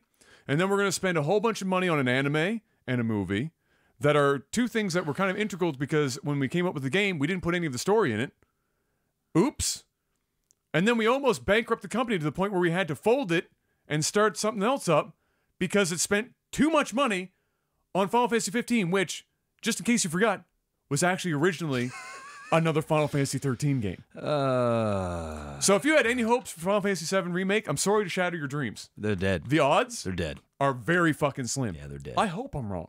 I hope I'm fucking the most wrong You're not imaginably. Wrong. You're not wrong this time, Adam. I hope I'm super wrong. You're not wrong, bro. You're not wrong, bro. It's gonna fail even just because of the episodes. It's gonna be bad. It's gonna be really bad. It's gonna be really bad. Thank you for the super chat. And what's next, Adam? Let's move on to movies and TV. If you guys are enjoying the podcast, make sure to head on over to Patreon. Link is underneath. Patreon.com/LAGTV. That's LAGTV. We are just over 3,000. We are on our way to 3,500. And when we do, we've got more content from you because, well, why not? That's pretty much it. Because we can afford to do it. Yes. That's how it works. That's how she works. Big thank you to everybody that's supporting the podcast. If you're enjoying, make sure to hit that like button and algorithm it up. And of course, don't forget, if you can't watch the whole thing, we now have a clips channel. That's right. Link is in the description of this YouTube video. It's called Lag TV 2. And That's right. it's called Technical Alpha Patch Notes, where every day just about, you're going to get a new video, almost every day, like 5 days a week. You get a new video at 10 p.m. Eastern of a segment from the previous podcast. That's right. It's a place to be. So, lots of stuff to talk about, which I guess we'll boil it down to... I know we're going to end up talking about Game of Thrones. We'll save that for the end. That's always the end. Did you have anything in particular? James Wan, Mortal Kombat. I didn't hear this. He's apparently part of the new Mortal Kombat project. Okay. Now, is he directing or is he writing, producing? I can't remember, but he is. It was him and one other guy were the two names, and the other guy was making like his. I think the other guy was supposed to be the director, so I don't know if Juan is like a producer or what. Yeah. But his name, all I needed to know was his name was on it because if they're going to do a Mortal Kombat movie, at least get somebody's name on there that I give a fuck about. I can fuck with another Mortal Kombat movie. I could fucks with if James Wan has a say in what's going on. Yeah, I fucks with that. Yeah, I fucks with that. Absolutely, that's exciting. Yeah, so I did not hear about that. Read that yesterday. Oh, okay. The other thing I had here. The Tolkien, so who wrote Lord of the Rings, biopic, supposed to be coming up. I guess even this year for Netflix. I don't know if it's Netflix or what's a movie of some kind. I don't know where it's landing. Okay. Although it's probably easy to find that information out. So as it turns out, Tolkien's estate, so his family and whatever else, did not give the okay for this movie. Ooh. They came out to say they didn't, and that they don't endorse it. They're not taking legal action to stop it, but they're just saying, hey, we didn't okay this. We were not involved in this in literally any way, shape, or form. And we don't endorse this movie whatsoever. The statement said specifically, the family of J.R.R. Tolkien and the Tolkien estates are aware of the Fox Searchlight motion picture entitled Tolkien that is due for release in May. Oh, so this shit's coming like this week. The family and estate wish to make clear that they did not approve of, authorize, or participate in the making of this film, and they do not endorse it or its content in any way. And that's apparently relatively important. Obviously, it's the estate. If you're going to do a biopic and you don't involve the estate, how good is your biopic going to be? And then the second part of this is apparently they completely nixed and do not discuss whatsoever his religious views in the entire movie, which were a massive part of his... Yeah, so it's already starting to sound like dog shit and something I'm not going to watch. I'm just going to be if I'm just going to be straight. If it was with the estate and everything involved, be a little different. I'd fuck with a Tolkien. I'm down to learn about the guy. Yep. But I mean, this is the dude who wrote the goddamn Lord of the Rings shit. That's sounds like dog shit. Sounds bad. Yeah. I mean, it's also it's Fox, so dog shit. That's not helping its situation it's dog either. Shit. It's gonna be dog shit. So I'm gonna go out on a limb and say it's probably going to be bad. And if never the estate, know. Who knows? If the estate doesn't endorse it, I don't know how much I would want to watch it.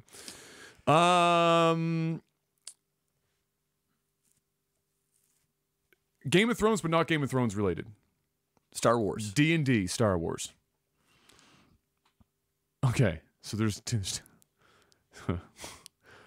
things that come to mind when I think about this. Okay, one is that not just the Star Wars, but the spin-off shows for Game of Thrones. Yes, that we know there are many of. Well, they've actually started filming the first one. Is there like 3 or 4 of these things? 3 of them as of right now. I think they had ideas for 5, but they greenlit 3 and started filming, I think, in Scotland like a week ago. So here's the deal. After this last season that we're getting right now, what hope does anyone have for the writing of these spin-off shows? All right.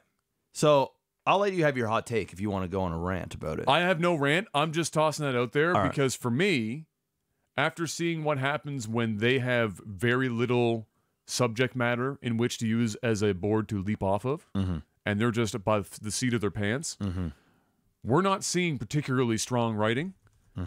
And so unless they're wildly different writers with fresh, hot takes and something called skill, I'm already pretty much checked out of all of these spinoffs. And I'm not going to be screaming and yelling about it. I actually, the quality of writing in this last season has been embarrassing. Shit that you'd see on daytime television. Ooh, I don't know with a massive budget from a writing perspective, not visually. And by the way, the soundtrack in this last season is fucking goddamn fire. Yeah.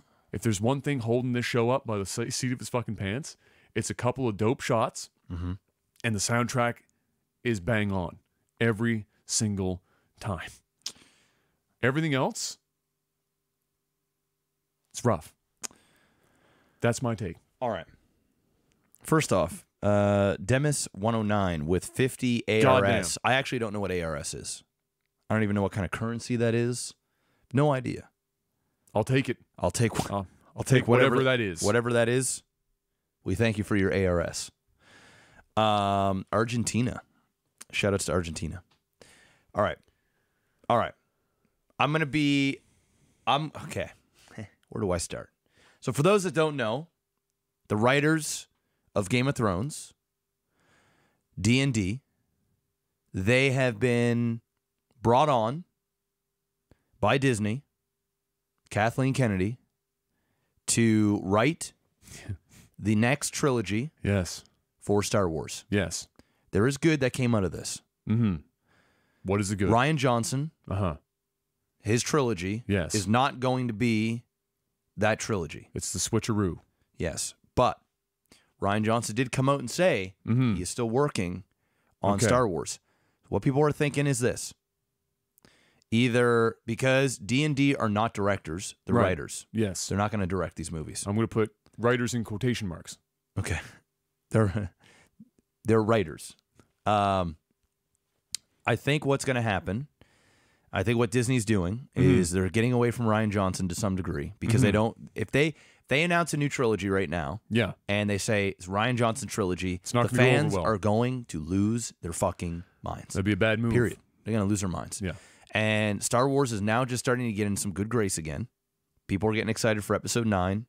JJ's back. The Mandalorian shows and all these other shows that are coming on the Disney Plus, people are getting excited for it. There's a lot of buzz going around. They got some really big talent. Hell, even the Star Wars game that they came out, people are getting excited about that. I think people just hate Star Wars and they get excited again for the hope that it's going to get good again. That's what it is. Every time something else comes up, it's called A New Hope. That's literally it. So basically, this is what I think about D&D on Star Wars. They're doing an Old Republic. Now we don't know if it's going to be you know, how far back it goes, if it's going to be 1,000 years back, 3,000 years back. Old Republic is a long timeline. Yeah, we don't know. We don't know how far, what period or whatever. But they are doing an Old Republic, and it is going to be very, I hate to say it, Games of Thronesy. You know, lots of dialogue, lots of character development. Well, will it be lots of dialogue? Okay. Here we go. This is where I agree with what you're saying, and then I also, and I'm not trying to be overly cynical. I'm just based on what we've seen from them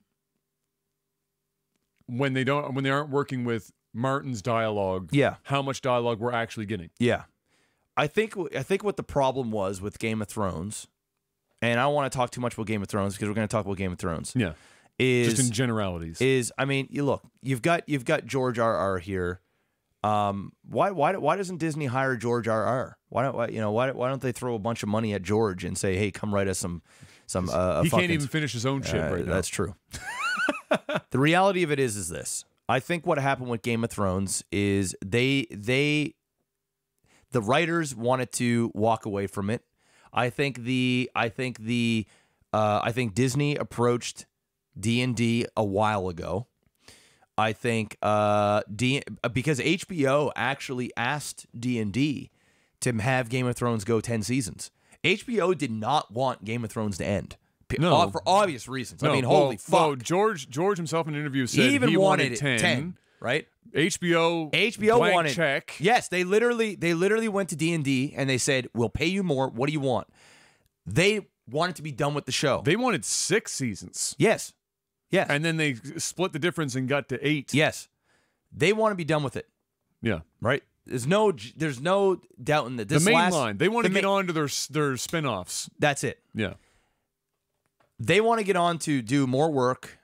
They're over this. You can tell it by how rushed the season is. I still think take this for what you want. Right. I still think D&D is going to write a better Star Wars than what we have had. Sure. Since the originals. I just do. Okay. You look at episode 7, which I liked, which is basically a New Hope 2.0. Right, yeah. JJ took no risks with that, just made a good Star Wars movie, basically copied the original, and for the next generation, which was a smart move. Right, yeah. And then 8 was the gameplay. Didn't work out. For some it did, for a lot it didn't. Either way, the consensus was it was divided. There was no consensus. It was not what they wanted. Yeah. I think D&D will be able to write a more compelling, a more mature, a more risky, but yet still have enough of the regular tropes for fan pleasing, for the Disney level production. I think, in terms of writers, I think that they're on the right track. Would I have preferred them to write a series for the Disney Plus? Yes. I don't know what they're going to be like for an episodic epic Star Wars, right? Because we've seen what they do when they're confined to an hour and a half, 2 hours. Who knows what they can do with 3 hours to get a movie going? But I don't look at this as bad. Yes, I'm angry about Game of Thrones. Yes, I'm disappointed with Game of Thrones. But their writers have made problems in the past. People have come back from it. Doesn't necessarily mean that Star Wars is going to be bad. I think if they can construct their own what am I looking for? A franchise, not franchise, but a trilogy. I think if they can construct their own trilogy, they know what they're doing from start to finish. They don't have 3 different writers, because I think that's a big problem with Star Wars is they have new writers and directors for each goddamn episode. There's nothing, JJ does something, Ryan comes in and says, no. He does something. Now JJ's going to come back and go, oh my God, now I got to take what he did and splice it all together. There hasn't been some sort of cohesive plan here from start to finish. I think when you get these two writers working together, they're going to write the whole trilogy. They get a good director to come in and do this. Not Rian Johnson. Not saying he's a bad director, but I think there's too much of an ego with Rian Johnson. I think he just wants to do Ryan Johnson. I think you need a company man. It's going to come in, do the company thing, but do it right. You know, I think they can get it done. And if you had even a J.J. Abrams, a James Wan, a fucking Ryan Coogler, a Quentin Tarantino. I think he's gonna want to write his own shit, but somebody that can take good material, add to it in a collaborative effort.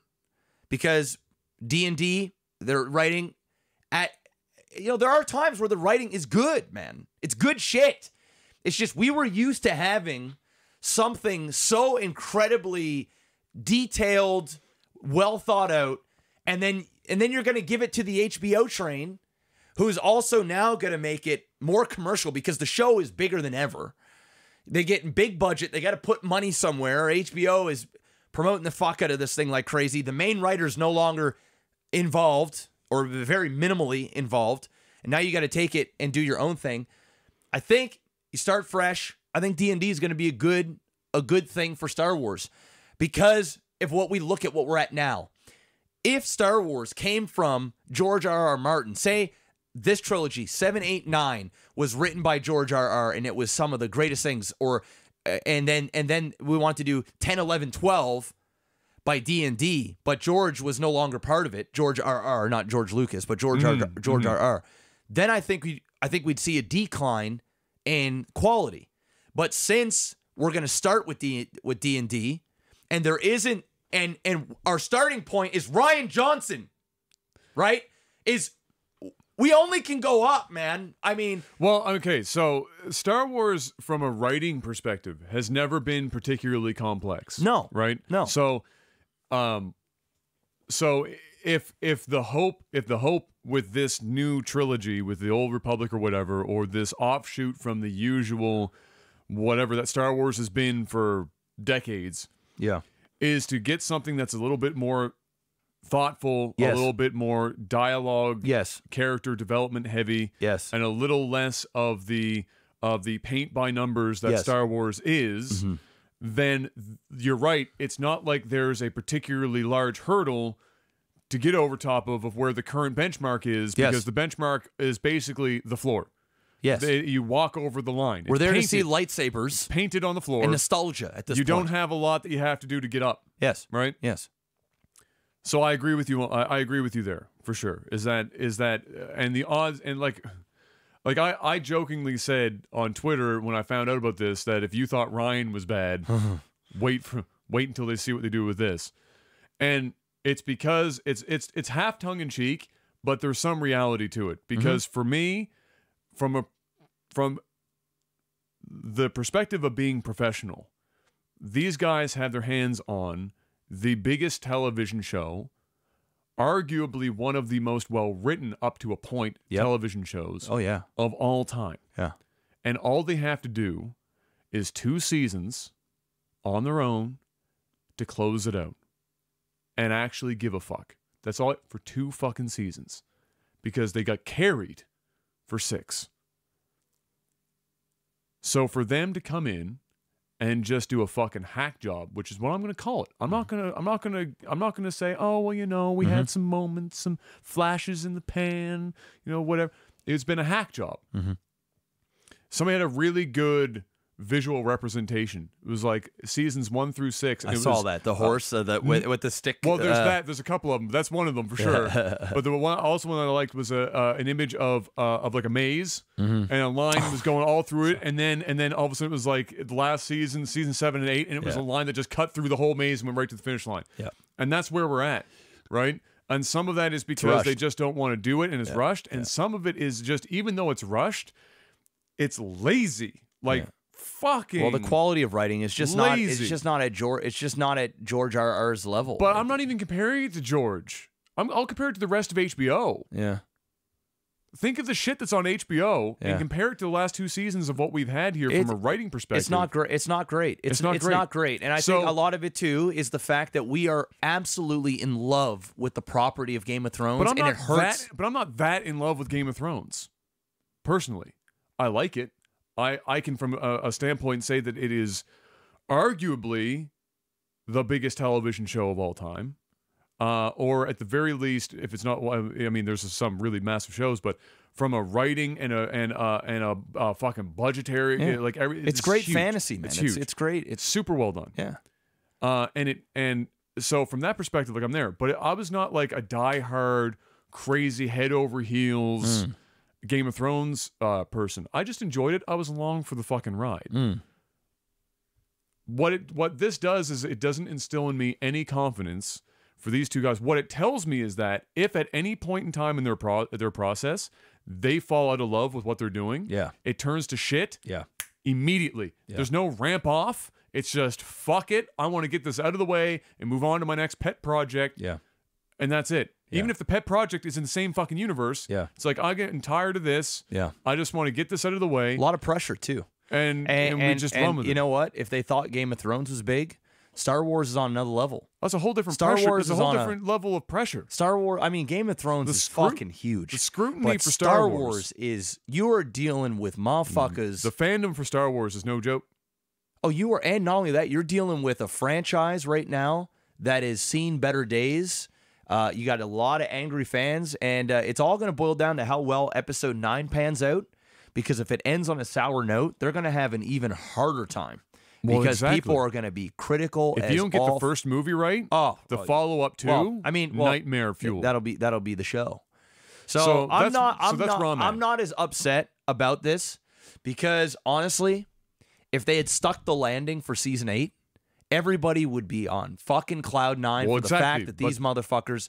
But they didn't. They didn't. Which dramatically changes. It does. The viewpoint. It does. I mean, if they got announced for this a year ago, people would have been like, absolutely. Even though season 7 wasn't great. I mean, it had its there was a few great. I mean, comparatively speaking to this season, season 7 was amazing. But I mean, from a lot of the some of the earlier seasons, it wasn't the greatest. But I still think people would have been really excited. But the fact that since and this honestly, episode 3 of season 8, how dark it was. I mean, that wasn't the writer's fault, right? I mean, the directors. Cinematography, but the writing was also terrible. The writing was, well, there wasn't much writing. I suppose, I guess, the writing. There was some fucking goddamn terrible writing. there was some terrible writing. Like really bad. Yeah. The director's just there to kind of put that writing on. Both of them were bad on that one. Give me D&D. Give me D&D for Star Wars, but give me a great director.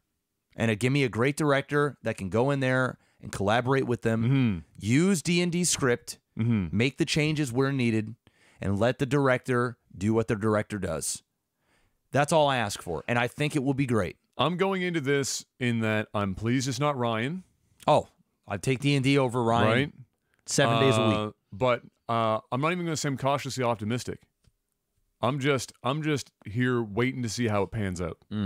Because I don't have much of a barometer for their having faith in them to do justice to Star Wars. I don't have a barometer for it anymore. And if my most recent interactions with them as writers is this, which most people I would say would call this, there's always pressure when your show is fucking popular, but that's why you're in the business, getting paid big money anyway. Game of Thrones, to have 6 seasons and then just to close it out with 2 is a softball. It's a fucking softball. Yeah. As far as writing goes. It doesn't have to be as good as Martin. No. It just has to make sense. Yeah. In some way, shape. And I'm not talking about character turns or whatever the fuck. I'm just talking about... It's just rushed, man. It's rushed. It's just rushed. If this season was 10 episodes long, and we'll talk about Game of Thrones, but that's where I'm at. Okay, cool. So that's where I'm at. You're fuck them. I'm along for the ride. I'm cautiously optimistic. At this point, it's not Ryan, but I don't know if I'm at a point where I feel like it's basically a trade where you're getting Ryan's version of bad. Yeah. For D&D's version of bad. I want a Star Wars trilogy with the same fucking writers and the same fucking director for 3 movies. For 3 movies, good or bad. That if by it's bad, itself. I want consecutive, consistent bad. I don't want great then bad. I hate this shit because it started good. Nothing makes sense. What the fuck? The tones, everything is different. If you're gonna burn me, fucking burn me. Fucking burn me. If you're gonna make me come, fucking make me come hard. Right? That's it. No middle ground. No middle ground. Don't fuck with me like that. No. All right. So before we get into Game of Thrones, yes, wanted to talk about Netflix. Netflix. Because Netflix, is in some doo doo buds. Okay. The Disney Plus, tracking, to be making lots of money, endless amounts of cash, lots and lots of money. They did a survey, ton of people that own Netflix. 28% of them said it's game over. We're in Family Feud right now. Survey said 28% people canceling their Netflix subscription the moment Disney comes out. That's a bad look. Then there was another big percentage that said they won't cancel because there are shows that they do enjoy, but they're lowering the level of tier that they're on, myself included. I won't be paying for the 4K ultra shit, whatever I'm paying now. I'll go down to the basic because I am going to buy the Disney. Netflix is in scrambles right now. Disney, whole catalog just going right off, just gone. Which is a catalog that just keeps getting bigger and bigger because they just keep buying and buying. Yes. That was the other thing. With the merger or the buyout of Fox, they're about to lose fuck tons of other stuff. They're gonna be owning Hulu. Yep. Which means all the rated R shows are rumored to go right onto Hulu. Yep. So Daredevil, all the shows that got canceled. Well, they needed an outlet off of their main. They can't put it on Disney. Right? They can't put it on Disney Plus. So all those R-rated stuff, all that shit is likely going to go on Hulu, which means people are then going to want to get Hulu. We want to have Hulu. So people are looking at and Disney's priced this to the point where you just can't not own this for $6.99. You just can't not own it. Now it's going to go up in price, but Disney has got like a huge catalog of shows, Marvel-wise, fucking you name it, bro. The amount of Star Wars, the amount of Marvel that you're getting on the Disney Plus. If you don't own it, well, you're gonna own it. I mean, you're just gonna own it. You get their entire fucking goddamn catalog. So people and Netflix right now, Netflix don't know what the fuck's going on. Also, people are thinking that Disney, on top of that, they're going to start offering more money for some of the exclusives that Netflix has, because there's like time periods that's why things keep going off and on on Netflix. Of course. Yeah. Rumor is Hulu is going to be buying out a whole shit ton of properties that Netflix they're going to be bidding on to get them. We're talking like I think one of the big ones was Friends, because I don't know the number exactly, but a massive portion of the stuff that Netflix streams are all old shit. Like people are watching, they're not watching as much as you would think, like Netflix originals and stuff. They're doing well, but the big bulk of the viewership on Netflix is nostalgic type shit, old rerun shows that people like to watch. Like Kayla and I rewatched all of the 70s show, and there's all kinds of binge. Yeah, you just binge them. And rumor is Disney's going, some of those big brands that you like, we're going to be buying them bitches out too. Going to go over to Hulu because we own Hulu, and we're just gonna eat up this market. We're gonna eat it up. And the fact that Netflix is so expensive that either they're going to be forced to drop their price down, or they're just going to take a massive hit. Well, there's no way the price is going down. They just put the price up. Yeah. There's no way. It's going to be... Netflix is going to have to be producing a lot of really freakishly good... I mean, that's why you're seeing them spend so much money on their internal stuff. Yeah. Is that they're trying to find actors and directors that they can toss in to a bunch of Netflix originals and have content that is not this other shit that people are going to be intrigued to watch. Yep. That's what they're doing. And trying to find their core mainstay stuff that will keep people coming back, that they're producing themselves and not have to rely on it because Disney's got the money. Yep. And they're going to come for it. And then they're going to be in these bidding wars that Disney's ultimately going to win because they've got 1,000 bajillion times more money than Netflix does. And so it won't even be a question. So, yeah, that's unfortunate, to see. For me, wherever Terrace House goes, that's where I'm going, bro. Wherever Terrace House goes. You heard it first. Disney. That's where I'm at. Get that Terrace House. You want my money, Disney? Get that Terrace House. Terrace House. Get that Terrace House. Fire! Don't worry, Adam. Disney's going to get your money regardless. Fire. Your ass will be buying Disney Plus Probably. whether you want it or not. Probably. Oh, yeah. Probably. The shows that are coming, you're going to end up buying it. Terrace House, man. Let's get into it. Catalina wine mixer. Let's get into it. Time for spoilers, ladies and gentlemen. If you don't want any Game of Thrones spoilers from last week, literally, almost a week ago. I think at this point, people don't give a fuck anymore. I think people that are already watching Game of Thrones or have watched Game of Thrones, and the people that are like, maybe I'll watch it someday. Now, with all the saltiness that's going on with Game of Thrones, they just don't care anymore. Just fuck it. They're just like, fuck it. Well, here it comes. The spoilers are here. Mr. Black. Yes, sir. Episode 5. What an episode. What Well, an episode. like we always start, Adam, give me a out of 10. 1 out of 10 or 1 through 10. What do you rate this show, honestly? It's a 5. Oh, It's a right up the middle. right up the middle. I could, if I sat here and came up with, if I talked myself into it, I might get it to a 6. And depending on how this conversation goes, it's not going to go below a 5. So it's either at a 5 or it will go up to a 6. And some of it will probably depend on when we start talking. Either it's going to be reminding me of all the shit that I'm not thinking of, or it will remind me of some of the good stuff that I did enjoy that will bring it up to a 6. But it ain't any higher than a 6. And it arguably could be lower than a 5, but I won't go lower than a 5. What did I give last week? I think you gave last week gave it a a 6? 6 or 7. I think I gave it a 6. And I gave it a 4. Yeah. And then the week before, I gave it like a 2. Yes, Or- and we or a flipped. 4, or we a 4, we or flipped. if I I gave gave it it. I a 4. gave it like a 6, and you gave we split. We flipped. This episode, I'm going to give it a 7.5. I'm going 7.5. Okay. How in the fuck did you get to 7.5? I have a feeling I know what's going on here for 7.5, but how did you get to 7.5? Here's why. Okay. It was gorgeous.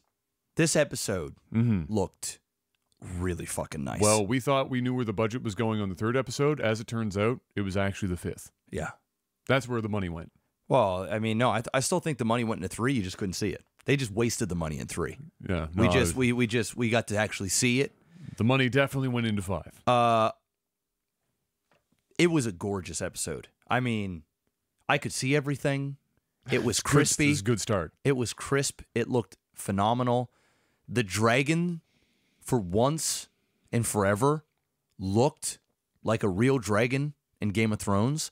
The fire that it was blowing up, those scorpions, the walls, everything. Wasn't actually fire. Whatever it was a projectile because it was literally cleaving stone buildings in half. Whatever it was.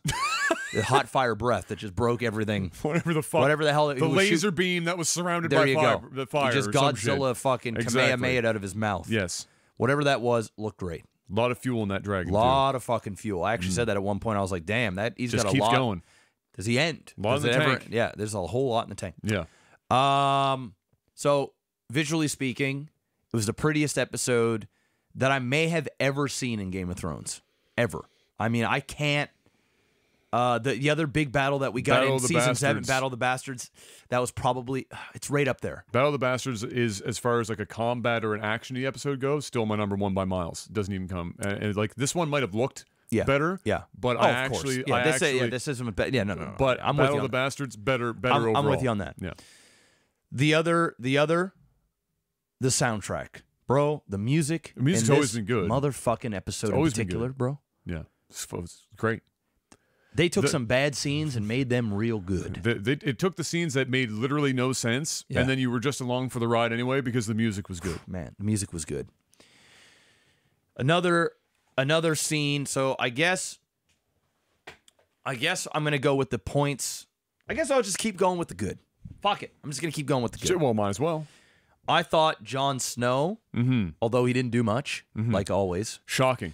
I thought his performance was really well done. Yes. In terms of just his facial, he didn't say much, but Kit Harington has never failed as Jon Snow. The writing has failed Jon Snow. Exactly. Yeah.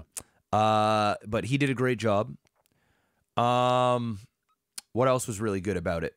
We got to get the Clegane Bowl. Yep. Which didn't. It wasn't what I was hoping for. I know it wasn't bad. It let me down in a way, but in a way, it also gave me what I wanted. You know. Well, it was the obvious that they died in a fire. That's what I thought. That's what I thought was going to happen. Almost too obvious, but you know, it was done. You know, it was done well. I hated the fact that he was stabbing him like crazy and stuff, and he just wasn't fazed by it because it almost felt like he. I mean, the guy is pretty much a walking zombie, but it just felt like there wasn't much of a back and forth. It was just him doing damage, getting fucked up, and then like, okay, if I stab him right through the face, if I can't kill you this way, I'm just gonna, you know, his eyes started. It was a good scene. Did he really have to go? Did they really have to make a callback to the fucking double eye poke?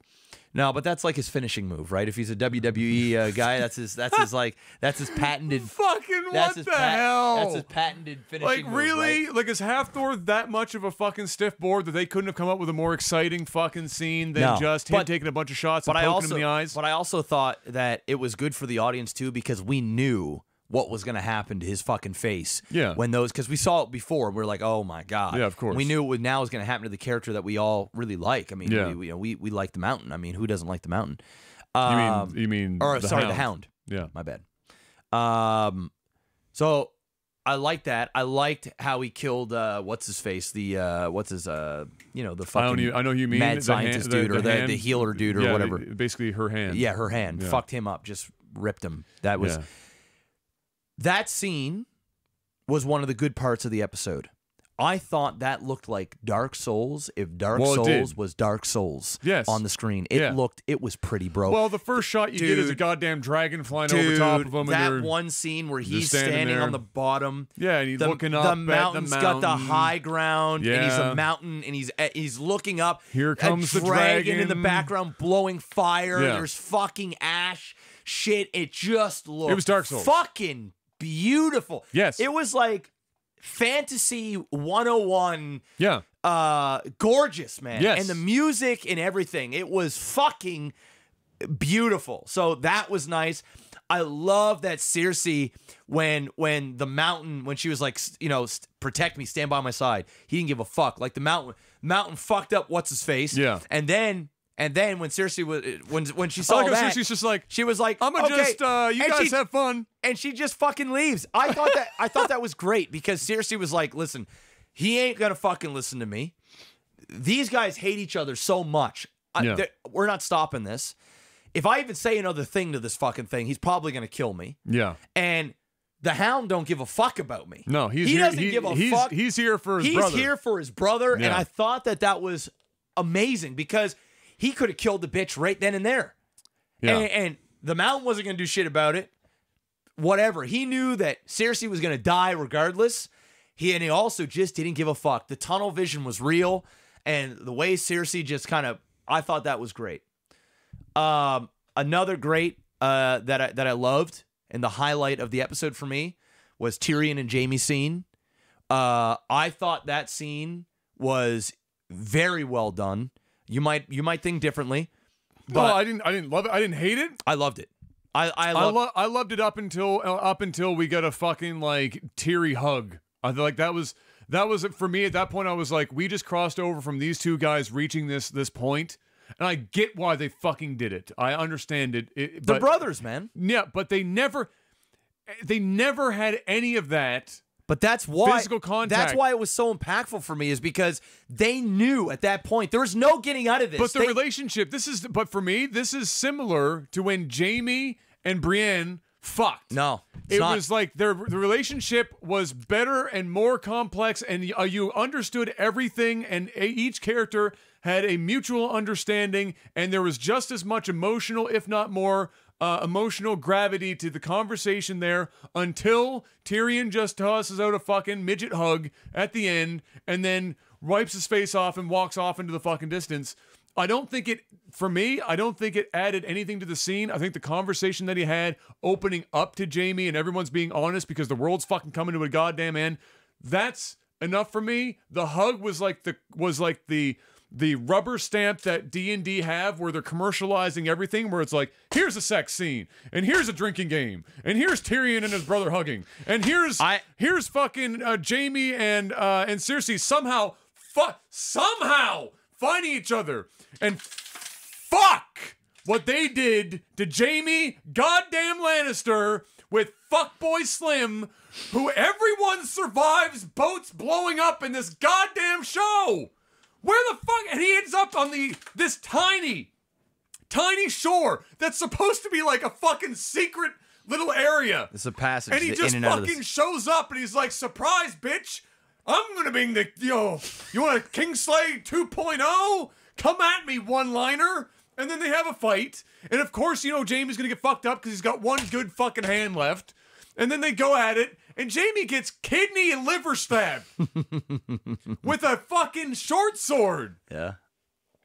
Somehow survives, kills the guy, where he couldn't before magically, but after he got stabbed twice, now he can do it, and survives walking from there all the way up and then all the way back down, just so that they can have their commercial, huggy, don't look anywhere but me. It's the only thing that matters. And then the rocks just start fucking falling and they die and you're like, yeah, I wasn't a big fan what of that. the fuck? I wasn't a big fan. That wasn't the good that I was. So there's so much commercial I liked play. the Jamie and Tyrion. I liked the hug. I liked the conversation. I liked the fact that Jamie saved Tyrion and now Tyrion was going to save Jamie. And I think the hug was warranted because Tyrion knew he would never see his brother again. And he loves his brother. He loves his family. Mm-hmm. It's what the Lannisters are. It's just how they are no matter what. He was the only person that ever believed in Tyrion. I get all of that. Tyrion knew he's dead. Yes. I mean, literally, Dany told Tyrion, you backstab me again. You do one more thing. It's your last. Well, the predicate to that is that she's alive to kill him. Yeah, she is alive. So Tyrion knows at this juncture. Yes, but Tyrion knows, right? And Tyrion knew that these motherfuckers are fucked. That's why he was doing this in the first place. You need to get to Cersei, talk some sense into her, ring the bell, because Dany will stop the war. Everything you'll surrender. That'll be the show. You can save King's Landing because that's his home. So the fact that he hugged him at the end was Tyrion hugging his brother in hopes that his brother will survive with his sister, make it out, and live a quiet life and just, and get away and be safe. But Tyrion knew he was dead. Wasn't that the fact that he thought Jaime was going to die? It was that Dany's going to fucking kill me. I am dead, without a doubt. And this is the last time I am ever going to see my brother. So the fact that the only time in the entire show that they finally have a moment of love for brothers, of love for family, and you're sitting there with your loved one, and although it may be a love-hate relationship, and everything's coming full circle, you're not gonna hug your brother. You're not gonna be choked up. You're not gonna give that goodbye. Same thing with Varys. When Varys got executed, Tyrion put his hand on Varys. Yes. And Varys looked at him, and which was an amazing, for me, another good part of the episode. Varys gave him that good. look. Varys gave him that look of like. Well, Varys knew that he knew. Well, yes, of course, and also nobody touches Varys.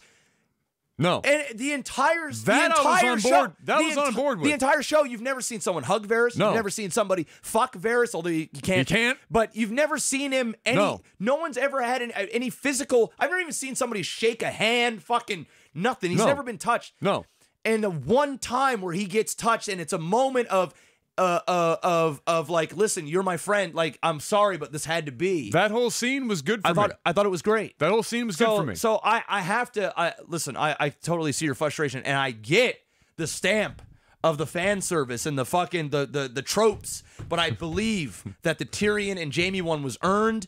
I thought it was well done. I thought Peter Dinklage finally had a moment where he could act, where he took a script that was actually well written for once in the season and shine with it, because he hasn't had any material and his whole character's been stupid, which has with the complete opposite of the entire show. Hell, even Sansa's going, he used to be the smartest motherfucker I've ever known. You know, what the fuck happened to you? Well, D&D happened to him. And finally we had a scene. So that was one of my favorite scenes. The Varys part was one of my favorite Varys bits. was great. I thought that the episode started off Varys' character strong. was one of the few that actually got that throughout. Yeah. Somehow managed to avoid his arc being fucked on. And I think it's only because he's not necessarily a big commercial fan favorite. And that's why he got to be left to his own devices, and his arc wrapped up exactly how I would have envisioned, Of course, Varys' act or character arc to wrap up. And he was doing it, and what I loved about his character too, and he was doing it for the realm. He was doing it for the greater good. Which plays to his character. It plays to his character. He was writing. He sent out all those ravens or whatever to different parts. Knock on the door comes, and you see him. He knows what's up. He's trying to poison Dany. So he's got the girl in the kitchen.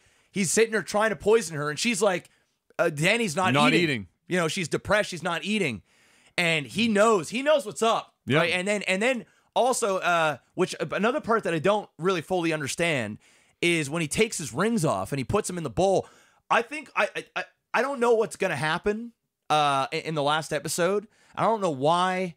I don't know why. I think that was him. That's just him. He's going like that was where he's taking his rings off. Significant. I don't think there's any significance to it. I think it was like the door knocking. Yeah. He knew who was there. He knew what he was about to go do. Yeah. And so this was him just doing like a daily ritual thing. Yeah, just it's putting it let's down. take That's our it. stuff off. We're done. Yeah, We've makes sense. We've come to the end. Yeah. And just going through that, I thought that was really well done. I thought that the whole thing was wrapped up well there. I was very happy for that because Varys is one of my favorite characters. Yeah. But there's not much. But there's not much other great other than that. The Hound was one of my favorite characters throughout the entire show, and his arc wrapped up about as well as I could have hoped because he started to get really popular, and so my concern was they were going to fuck him a little hard. Yeah, and I like what he said to Arya when they met there when the fucking castle was coming down. When they were talking, and about he said that, like, listen, if you go after her, you know, you're gonna be like me. Yes, you know, you're just all you're gonna do is just go and look for revenge. This is gonna consume you. And if you go up there, you're dead. You're not gonna make it. Like you're done, right? And the fact that she listened and then and then left. I like that send off that they had between each other, where it wasn't mushy, where it wasn't give me a hug, Hound. You know, this is the last time we're gonna see each other, or whatever. I thought that the Hound send off was nice, and I thought the send off of the characters. Besides Cersei, Jaime got. Yeah, fucked, I mean, bro. yeah, I know. That was his character got thrown out the fucking window in these last season and a half. Yeah, they fucked him. They took an arc that was one of my favorite arcs. Yeah, they fucked him, and they fucked that character. I didn't up. like that. I didn't like how that ended Bad. for them. I did not like that. That was rough. I didn't like the fact that he got stabbed so many times and then managed to get to her. And then, and how is he not? She's like, oh my God, you're bleeding. It's like, dude, I got fucking stabbed by a blade that long twice in the gut. And I'm still I'm still walking. I'm still fucking. Adrenaline does a lot. It doesn't do that much. No. You know where I would have preferred, if you're going to go out that way, you know what I would have preferred? Because they kind of half got that way when it was just Cersei. Just Cersei walks out into that courtyard where they first meet. And that's where in the tower, the Red Keep, where they have the map of Westeros, where in previous seasons when she took Red Keep for the first time, and that was where all the war room talk was and how she was going to own all this and everything. And there was this top-down shot there in this episode where she walks out and everything's crumbling around her and she's standing on that map of Westeros. Everything that she was trying to make happen in a place that wasn't supposed to ever be able to be taken or destroyed, and it's all coming down around her. I wanted that to end there because there was a lot more like there was a lot more visual significance there. See, I think the reason why it didn't happen there is because Jaime was fulfilling his promise to Tyrion, and a Lannister always keeps his word. He never always pays its debts, but always keeps their word. I mean, they don't lie. Well, I get why it didn't end there. Like, I understand because that was if Jaime was going to stay alive to do one thing. Yes. It was to get his sister and get out. Yes. He's going to listen to Tyrion, even though he was going to die. He was going to die doing that for his brother, doing that for the love of his life, his sister, and I think that's the reason why they had it happen down there. I agree with you. It would have been a more poetic ending. Yeah. If she would have died on the map, I think that would have been a really nice touch. What I would have preferred, honestly, is Jaime just not be able to get there. That if Jaime was going to die, and I know that, Jaime is supposed to die in the arms of, he's supposed to die with his sister. That was like the prophecy or whatever. I get that. But it would have been nice if Jaime didn't either get fucked up by fucking Cuck McCucksy and managed. Fuck Euron as a character in this show. He's just annoying. He was just annoying. Fuck. He's just annoying. He's annoying. I didn't like him. Anyway, but I would have just preferred Cersei to have a bigger death than rocks falling on her. So here's the thing. I actually don't mind how she died. Okay. First of all, Lena Headey? Yeah. Headey? Could possibly be the linchpin acting-wise in this entire show. Mm-hmm. I think she did the best job of portraying her character's arc. And shout-outs to her, by the way, she got paid like $1 million an episode to stand in a window and drink wine. Fucking win. Yeah. But she did the only part of the scene where they die there at the end, when they're down in the that's not really a crypt, but you know what I mean. They're down there, and she with Jaime there, everything drops. The cold act drops. She like reverts almost like childlike behavior. Can't accept what's going on. Freaking out about her baby that hasn't been born yet. And falls apart from this cold, calculated. Honestly, she played the game better than almost everyone else in this show from beginning to end. And then we see that with them. That was the only part that I was okay with in terms of them getting back together, is that it allowed that character to get to that point where we see that under all of that shit that was going down, that was like she's just terrified as fuck. Yeah. And we got that. Yeah, and that was the satisfying part. Not necessarily the way she died. But I wish that would have been that if Dany would have caught her or she, could fight for her life. Right. Something horrible to happen to her. Just right. For her to feel the weight of what she did instead of just rocks coming down. It is what it is. Yeah. I think I was more upset the fact that how Jaime died than what she did. It is what it is. I would have loved for Arya to have not have killed the Night King, and then had to been the one that used the face of Jaime to kill Cersei. That would have been not only fan service to a big degree, but it also just would have been, for me, it would have been a better.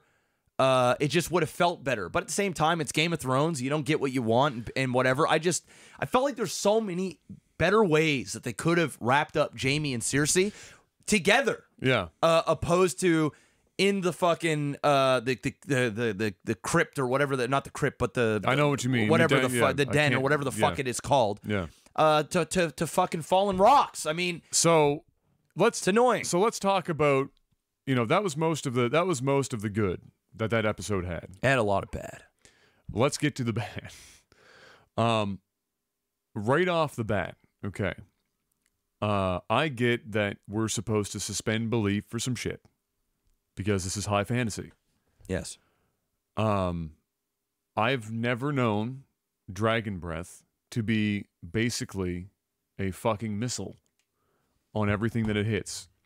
It was cutting through entire swaths of centuries-old castle, not burning anything, just literally blowing the shit up, flying over top, and stone is just exploding everywhere. Just fucking, it was like cutting things down. And then the next part is, this is like some Lord of the Rings shit.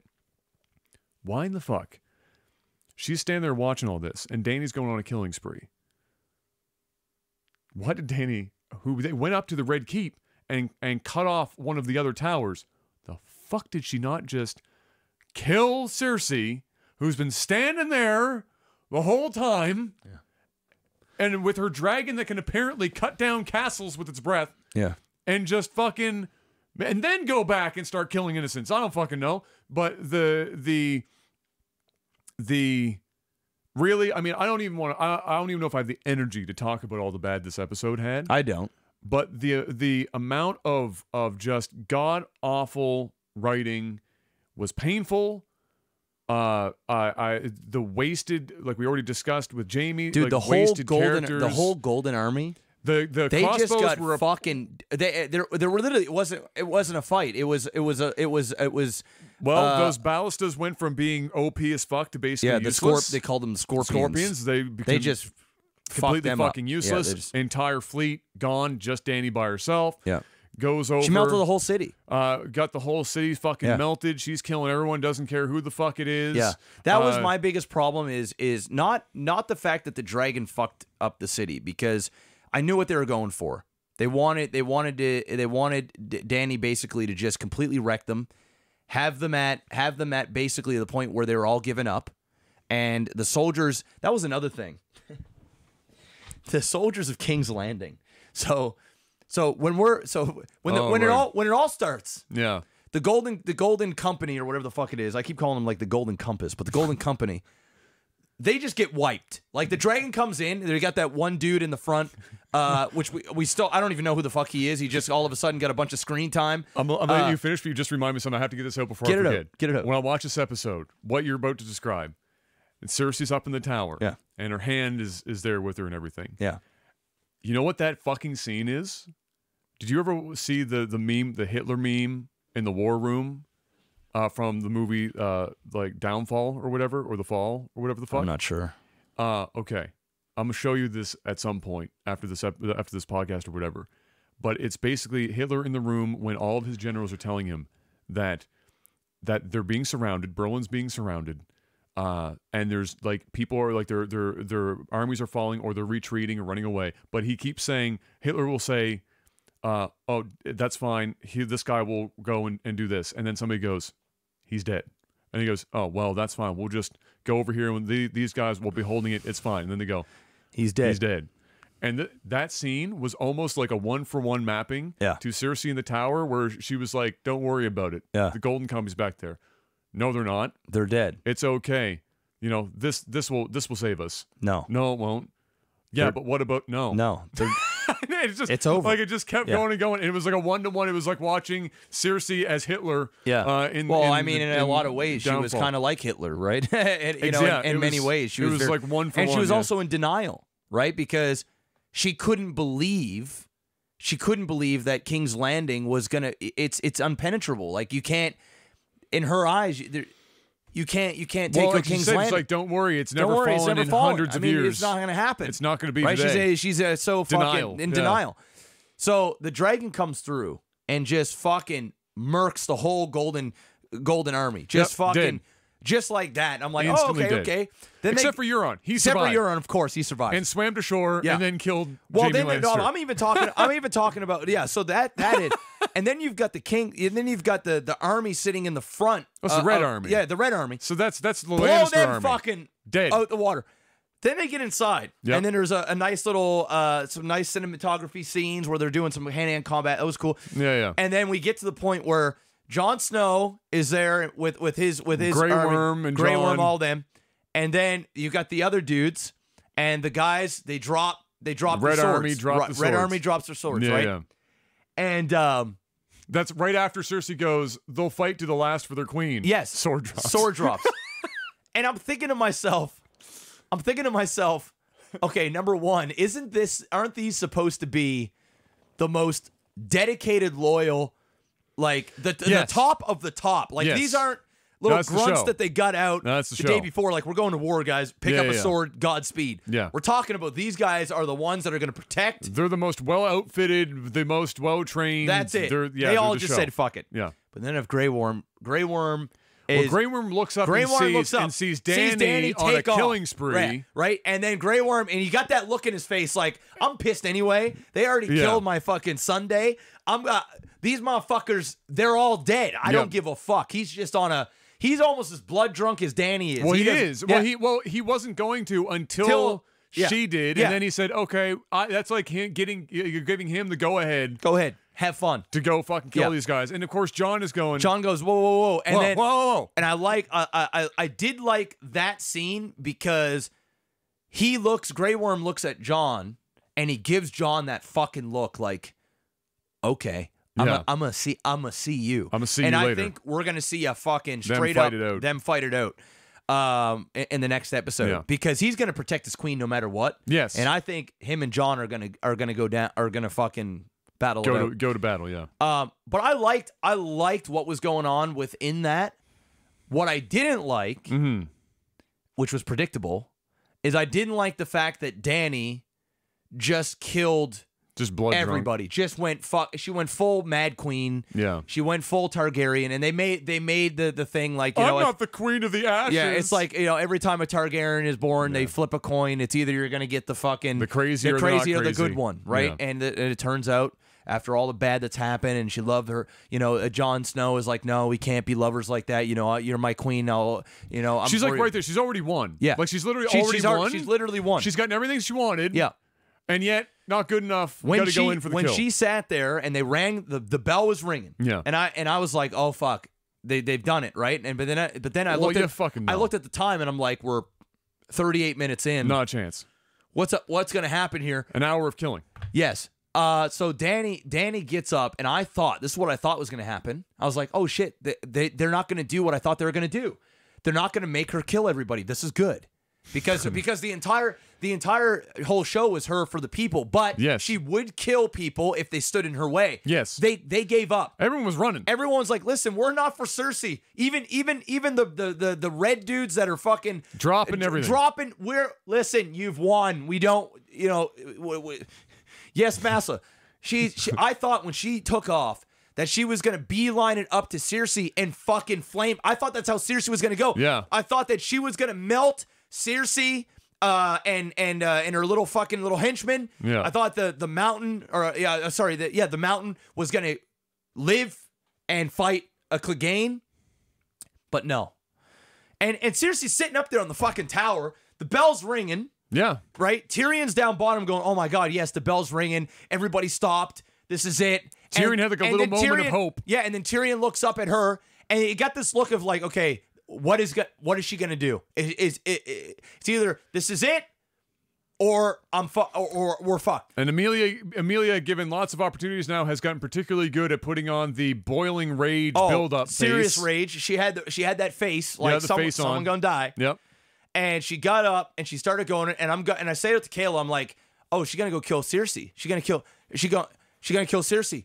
And then when I saw the dragon fly over and I saw all the people start running, I'm like, oh no. Yep. She going full Mad Queen. Shit's going down, and bro. then she just toasted everybody. She was just fucking burning bitches up. Strudeled. Straight up fucking killing everybody. Then I see Grey Worm go crazy, and I'm like, oh my fuck. Then I see Jon Snow trying to get his boys to back off because the war had already been won. And not only that, Danny's gonna end up fucking killing her own. She's killing her own damn troops. Yes. She's murdering everybody. She doesn't care who's there. Give zero fucks. She's just gone crazy. Which makes no sense for her character at all. Like, I get you're trying to make her go bad. I understand that. But Jesus, she just gave zero fucks. And that was like the last time you saw her. All you saw at that point was just dragging Dragging killing fucking shit up. everything. Using its laser beam breath to dismantle every stone structure. An entire city. Just fucking It wasn't killing. burning it. It was blowing it the fuck up. Yes. So it was just in ways that fire is literally incapable of doing. I did not like what they did. You know what else I didn't like? Literally almost everything that included Arya, because her entire thing, after the scene with Sandor, was just all downhill from there. She went into a scared little girl that ran the whole time. Yeah.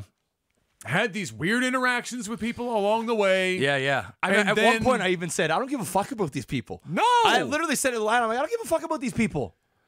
Like the mother and the daughter. I'm like, why are they getting so much screen time? She got a lot of fantastic plot armor. Fuck. Did she ever? Like 3 times. Yes. And then the most confusing, nonsensical, full-blown dropped on your head, stupid ending scene. Oh, with the horse. To any show in the history of Game of Thrones. That was a weird scene. That was literally so fucking dumb. Nobody is anywhere. There's nobody anywhere. Yeah. Everyone's dead. Yeah. And here comes this one horse. The white horse. The white horse. Slow motion. Yeah. Shh. Yeah. Take me out of here. Yeah, and I think what that was is there was a line I think that Melisandre said about Arya or somebody or a prophecy about death riding on a white horse or something like that. And I think that's what I think they're symbolizing something that's coming, where Arya is either going to kill somebody of great importance, or Arya is going to die, or there's something going on, because there was some sort of, I remember reading up, because I was confused. I was like, and I wasn't thinking about it at the time, but there was some sort of prophecy about death riding a horse or a white horse or something shit like that. And I'd always thought that it was the Night King that was riding the white horse, that was the death that was on a horse, but maybe it's Arya. And you know how Arya is now, where she's the fucking, the Mary Sue, or the fucking, she's the killer. She's the one. I really don't think that Arya is going to be the one that is going to kill Dany. I just don't. The show would be the literal worst thing I've ever seen in my life if Arya is actually the one that kills Dany as well. I'd be done. I'd be so done with it. I'd be so over and done with it. But yes, that whole scene, that it just didn't make any. And you're right. Shh. And there's like just ash, slow-mo ash and shit, it's all slow motion, and she's like, riding the horse at the end. Oh, and it came off so pretentious. Extra. It was so extra. It came off like it's so artsy. Yeah. But it just didn't work. It's like bad art. Yep. You're like, you got a bunch of like really ultra rich white folk that are sitting around a painting that looks like a fucking baby put their hands in paint and started slapping it, and they're like, yes, I just love the sophistication of the detail, and what that symbolizes there is this, and this. And then you've got just normal folk that come up and go, that looks like a piece of shit. Yes. That's literally what we're at. If you're dropping some sort of like high, some sort of highbrow fucking callback, then whatever callback that you're making to end the episode on that in such a dramatic, extra fashion, you needed to do a better job of making that callback, because not happy about it. It wasn't good. And I'm with you. I thought Arya's, besides her with the Hound, I thought it was so out of character. It was a bunch of throwaway, because she went from, and maybe I don't know. That's it. It's because the writing was so bad that I'm trying to figure out why she did the thing she did, but I just don't. I just think they just don't make sense. Like, it just doesn't make any sense. Why would she go all the way from Winterfell into the fucking Gauntlet to go and kill Cersei, and then turn around just before they get there, from what the Hound said, and then from somebody that was so basically fearless? The only time I've seen her scared in the last while was with the undead, was when the undead was chasing around like it was that whole zombie movie scene that they had in that shitty episode. Random. But other than that, her running around and buildings blowing up and then like fire coming and killing people that are right beside her, but her not getting touched. They're just casually walking through all this shit. Yeah. And all of a sudden, it's a problem. Well, and another thing is also with the dragon would blow up walls and decimate boats, like not put them on fire, but blow them up. That's what I've been saying. Yeah. But then in the city, when the dragon was coming down and flaming shit, people would be on fire and the walls and stuff wouldn't blow up.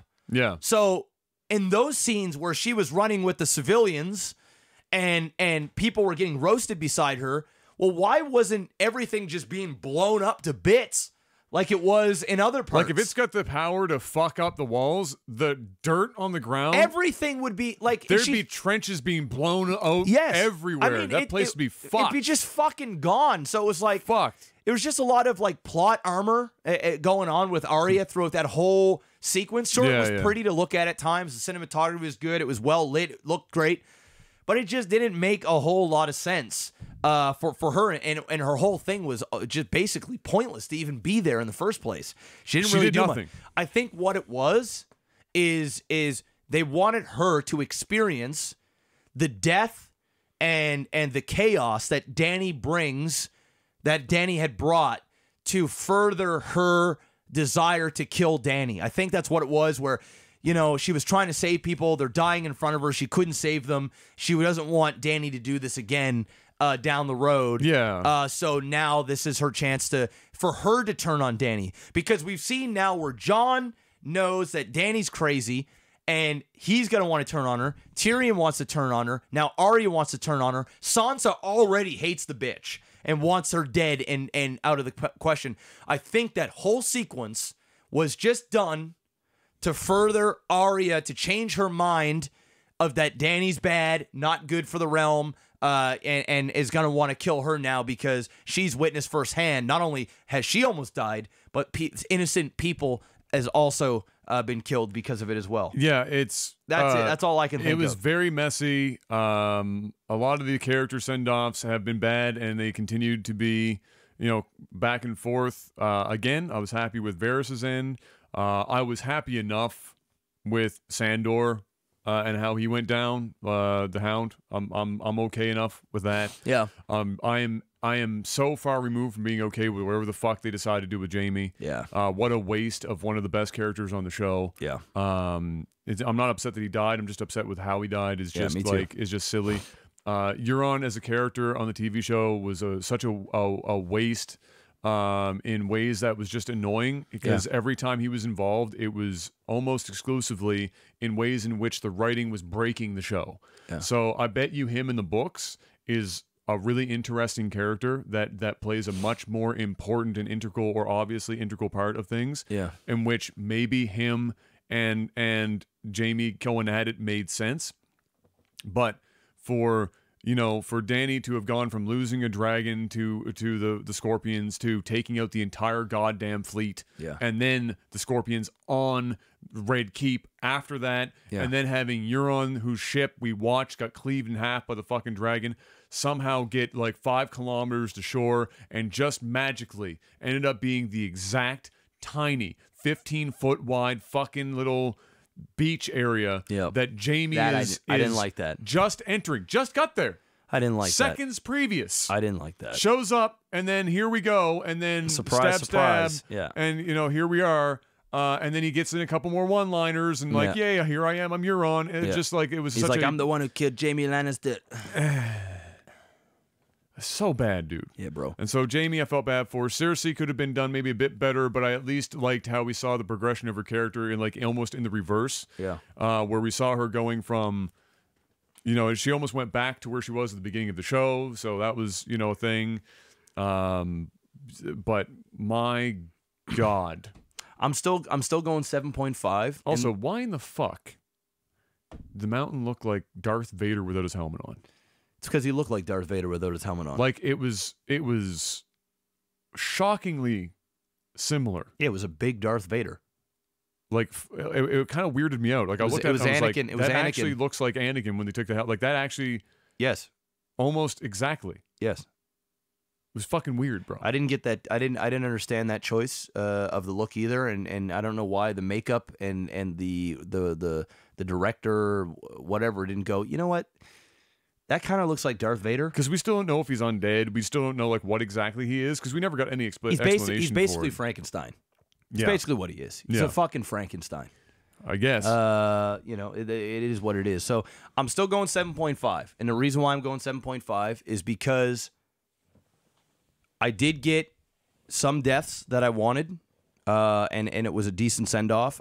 And not only that, I just thought it was the best episode of the season. Although episode two is probably, in terms of writing, episode 2 is a better episode. But since there was so much action in this, and there was so much great fantasy, and there was just some visuals to eat up in this episode, it's not that Game of Thrones is all bad. You know, it's just I hold Game of Thrones at a high standard, and for this season, I have to give it a 7.5 from what we've been getting. I mean, it's so much better than the last 2 episodes. It's just infinitely better in so many ways, even with the bad that was in there and the fact that it just felt so incredibly rushed. Yeah. I have to go. I'm going to go 7.5.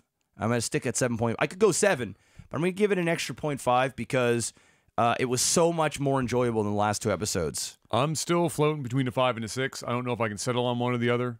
I could call it 5-5 if I wanted to, but and most of those points are going towards the what I'll call satisfactory wrap up of Sandor, the Hound, the satisfactory wrap up of Varys,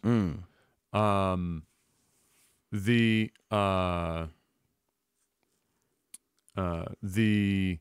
end, not that it was satisfactory of how she died and how and certainly not how Jaime died, but she kept Cersei consistent. But kept Cersei consistent enough that I was satisfied. She's one of the with it. characters. She's like one of 3 characters in the show that they haven't completely fucked yet. Yeah.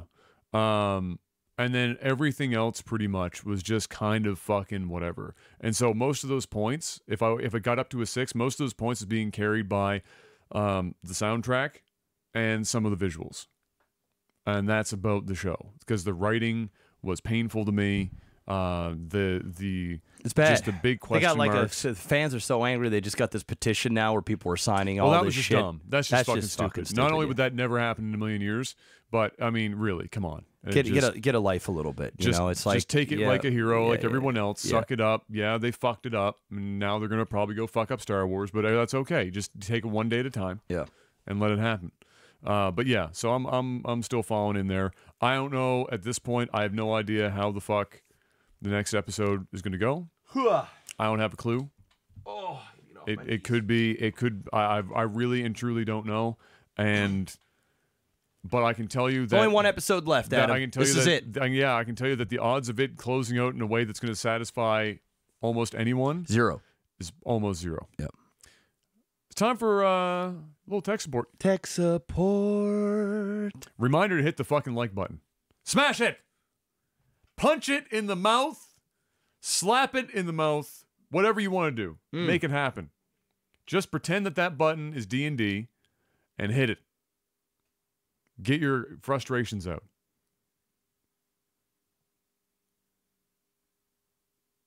Now I got to read some questions. What do we got?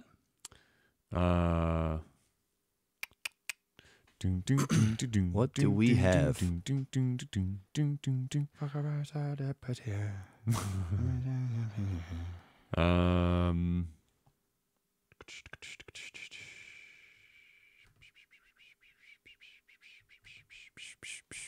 Damn. Yeah, these are not a lot of stuff to work with right now. Okay. Well, I mean, if somebody wants to ask a question in the chat, they can. If there's nothing there, yeah, you can go ahead and ask that if we get something. Okay. Well, 8910 asks, you're suddenly the CEO of Epic. What's your 5-year plan? just keep doing whatever they're doing right now. Yep. That's it. No matter how much you hate them, they're doing it well right now. My no pixel Q is not looking good. 13 of 63. It's hard. Yep. It's hard for me to get on Thursday nights after the podcast. Pulsating ripe developing titties. asks, what are some good side hustles or passive income streams that you guys do? Personally, I just got into credit card churning. A few grand worth of points for a couple of sign-ups per year is a good deal. Oh, yeah, jumping from card to card to get their sign-up stuff. Oh, I think I watched the YouTube video about somebody that was doing that. Yeah. Not something I do. It's too much work. Mine's voiceovers. That's turning from a side hustle into eventually probably going to be more than the side hustle. Yeah, I mean that's the goal. You know, down the road when I no longer want to stream full time, I can do voiceovers. But yeah, this is a little bit of my little side hustle. Another thing, obviously, that you guys can see, I've got a video game collection. So in the summer, springtime, I go to yard sales. I go on Facebook marketplaces, Craigslist, Kijiji, wherever I can find games. And buy them in bulk, buy out people's collections. Say if they're trying to buy a house or they have a baby, a lot of the times the guys end up selling their big collections. I say guys because I haven't bought a collection out from a girl yet. Mm-hmm. I buy it on the cheap. So say if there is a guy that has a collection that is worth $3,000 and he's trying to get $2,000 for it, I'll offer like $1,400-1,500 cash on the spot.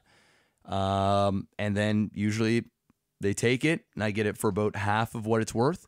I keep my singles, I sell my doubles. And as of late, I have so many games, it's hard to find singles like that I don't already own. Right. So a lot of the time I'm just flipping. Yeah. So a lot of times I'm buying a big, say I buy 150 games off somebody, only 15 of them, 20 of them are going in my collection. And next thing you know it, I'm selling all the rest and I'm doubling my money, sometimes tripling my money, especially at yard sales. Go to a yard sale, find, for example, Ocarina of Time at a yard sale for $1, $2 and sell it for 30. Yeah. $35. That's a big return on investment Easy. there.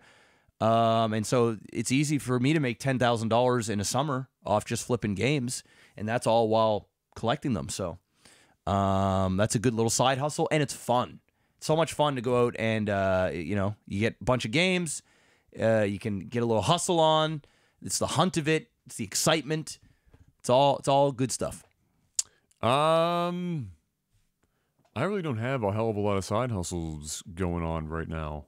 There's not really anything that I'm involved in that provides it. I mean, every now and then I'll do, computer part lists for people if they don't want to do all the research themselves, but they want to build a custom computer.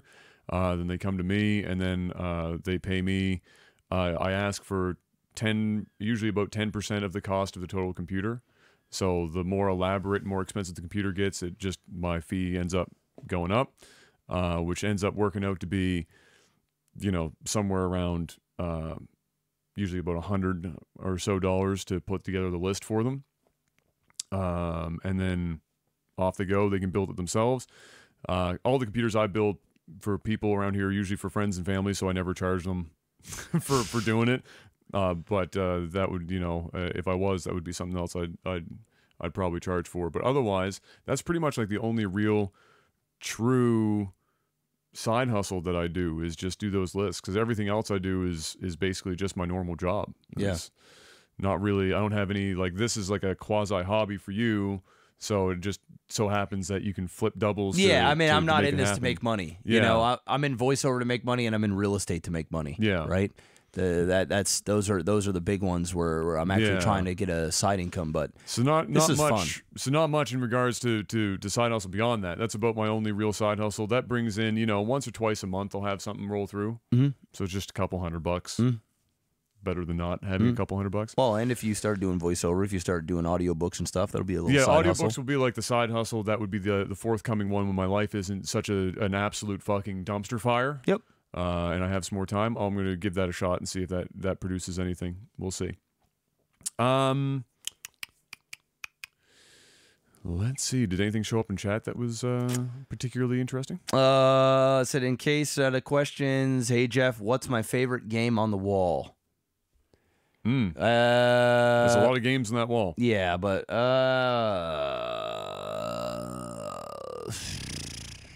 favorite game on the wall. I can't just pick one. If I had to pick, if I had to pick two games, I'd go with Final Fantasy VII and Mario 64. I had to pick two. Yeah. And of everything that you have here, I mean, there's a lot going on. Yeah, here. I mean, I haven't had a chance. I haven't even played. I don't even know 90% if I would even of be these able to know games. for sure. But the front runners that are in this room would be Ocarina of Time, probably Final Fantasy VIII. Eight's a good one. And then other than that, Eight's an unsung hero. Persona 4 and Silent Hill 2 I can see from here. And those are a couple other ones that would be like really high up there. Persona 4 is in like my top 5 games I've ever played. Upcoming games your guys are looking forward in 2019. If Firmament was this year, it would be that. Otherwise, I don't actually know if I have anything left this year that I give a shit about. Mine's only Warcraft 3, the remake. Yeah. That's it. I'm more interested in the content that comes out of that than actually playing it personally. Me too. And yeah, I don't think there's anything else this year. There's not really a hell of a lot coming. So, Quasi got, it was like a quasi leak, even though everyone already knew it was coming. But Horizon Zero Dawn 2 is in production. Okay. I mean, that was pretty much a given, how well that game did. But that will be something I actually look forward to, because I still think Horizon Zero Dawn is, even now, the best game that PlayStation 4 has. You know what I think? I think we are almost over the hill. Of like shit tier games? Shit tier games. I think we're almost over the hill because I hope so. Because battle royales have destroyed my love for video games. Because there's just been no innovation. In fact, the games that I used to love, they're just not being made anymore because it's not the thing that's making companies and shareholders massive amounts of return on investment. Yeah. And, you know, I said this on Twitter, you know, battle royales have done an amazing thing for gaming. It's made it much more mainstream. It's brought in a whole new wave. It's brought a big legitimacy to video games, to being a household thing, not only for a career, but just something that's being talked about on a regular basis, which was great for gaming. But it came at a price. It came at a price of everybody else. Exactly. Yeah. And you know, it's great for. I said this on Twitter. If gaming has been great in the last 6 years, if you're under the age 18. If you're over the age 18, for most people, I'm not saying all, but the people that have grown up on a different type of game, that are a little bit more mature, that you know, that. Well, the other thing for me is the games that I'm supposed to like. Yeah. Like God of War. Yeah. Red Dead Redemption 2. Yeah. The Last of Us. Yeah. You know, stuff like that. That I'm supposed to like. Grand Theft Auto 5. Not RP, but just the game. No, I don't. I think that God of War has some of the best voice acting that we've had in games in a long time, and is visually stunning. But as a game, it's a goddamn snooze fest. I think that Red Dead Redemption's in that same fucking boat. I think a lot of people agree with you on that. And I think that, except it's even worse than that because there's even less going on in fucking Red Dead Redemption. Grand Theft Auto 5, same thing. I think Grand Theft Auto 5 is like the first sign that Rockstar is having a crisis of identity with what the fuck Grand Theft Auto is supposed to be. And with the next game going back to San Andreas, I think that just doubles down on my point that I don't think they know what the fuck they really want to do with the franchise right now. Because up until like 4-ish and 5, they were all period pieces. You had the 80s, you had like a little bit of the 90s, there early 2000s with San Andreas and stuff, and they're period pieces. But now they're just fucking... whatever, and they're not for me. I love San Andreas and shit, but not for me. So like these games that I'm supposed to like, that are the big AAA mature, you know, whatever games, I find them to be a snooze fest most of the time because the game part of it, the meat, the actual game part, you know, the characters, the stories, the voice acting, the stuff. They have all this money, all this shit. It's great, but then when I play the game, it's dull. It's dull. Yeah. Repetitive. It's no life. It just doesn't. No substance. Mediocre. Yeah. And so when stuff does go wrong, I'm quicker to get upset in it because I'm like, I'm already not really loving my time with it. And then when it presents me with that, I'm just like, this is fucking whatever. Games haven't been great, man. It's been a bad. I'm praying that now that battle royales are starting to phase out quite a bit more, And the new line of consoles are coming, the next gen. I'm hoping that it's going to breathe some life into gaming. If not, well, Godspeed. It's rough. Hey, Adam, AMD versus Intel CPUs. Which is your preference? It depends on the task that you're doing. Right now, see, for people that have followed that up, which I didn't read all the way down here, but I'm going to go with at least one person said that AMD is shit, which means that you are, I hate to say it, but you might be fucking retarded. It's okay. It's fine.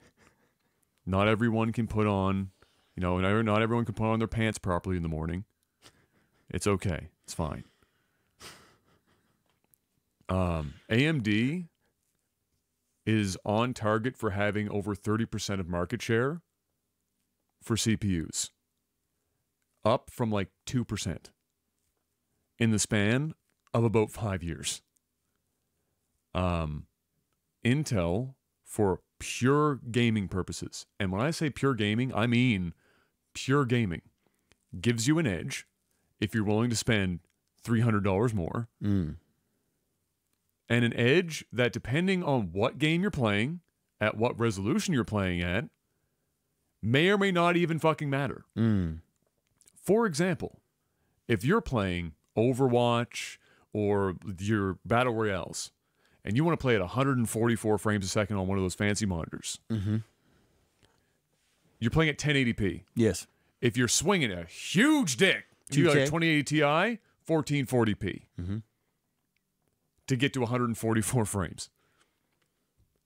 The CPU matters the lower the resolution is in terms of speed. And that's why Intel, in gaming at those resolutions especially, tend to make a bigger difference, because people are trying to push these big resolutions, or these resolutions at crazy high frame rates that are stable, but they also want the game to look good. They don't want to have to turn everything down. AMD processors are, generally speaking, clocked slower. And so for single thread or whatever applications like gaming, where they just need raw fucking speed, just cocaine and hookers, AMD loses to Intel by somewhere between 10 to 15% if you're comparing certain chips.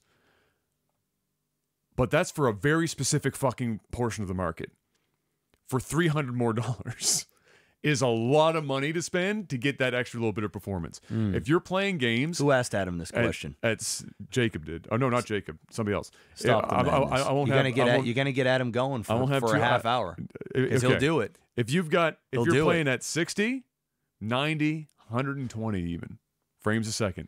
Or if you're playing 4K, if you're like me, I prefer 60 FPS, but give me a game that looks fucking dope on a big ass TV. I don't want to play on a 24-inch monitor, so I have to play at 1080p, to make it work. I want 4K. I want it to look fucking like sex. I don't even want to use anti-aliasing anymore, because that's how high my resolution is. That's where I want to be at. The processor matters way less, and AMD is suddenly a super easy choice. Whether you're budgeting or not, just doesn't matter. The other application is if you're a content creator. For the money, AMD literally could not possibly shit on Intel any harder if it tried. It is so much better, it's crazy. And to make matters worse, and I'll wrap up on this, Intel is back against the wall. They have yet to be able to get below 10 nanometer chips. Ryzen this year, in a couple months, is hitting 7 nanometer, which is allowing them to put 16 fucking cores, 32 threads on a single chip. Which means nothing to a lot of people, but what that means is Intel's fucked. Because on their lower end chips, you can get a $110 fucking processor with 8 cores and 16 threads that will boost to over 4 gigs on that little chip for $100. And Intel, to hit that, what that means is that i5 through i3 and down, useless. Literally fucking don't even go near it. AMD would literally have castrated Intel's entire bottom end market in one foul fucking swoop. And Intel, at the earliest, might hit 10 nanometer or lower. Maybe end of this year, mid next year, possibly. We don't even know. And it's going to still cost $300 or $400 more. So the answer for preference is depends on who you are, what your budget is, what you want to do with that shit. But at the end of the day, right now, if I'm putting money on anyone before the ARM processors inevitably wipe both of them off the face of the earth, AMD.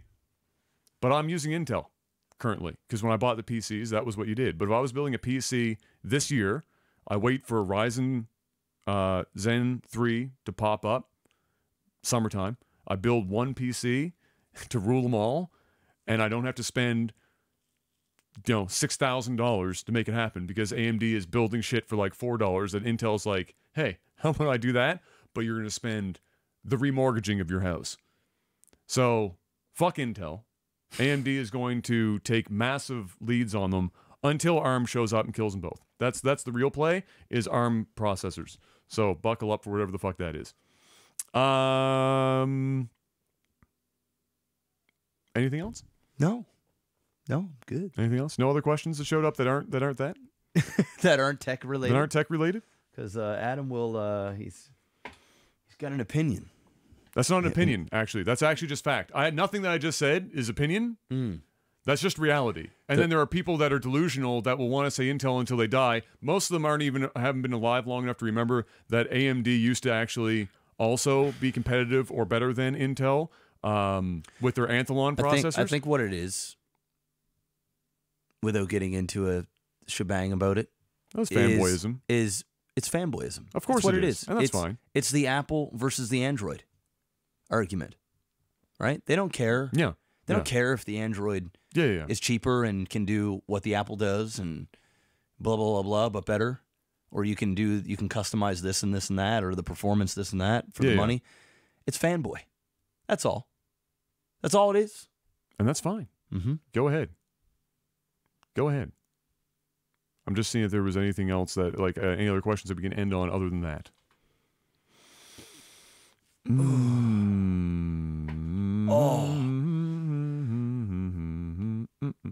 We can end it on a well, thank you,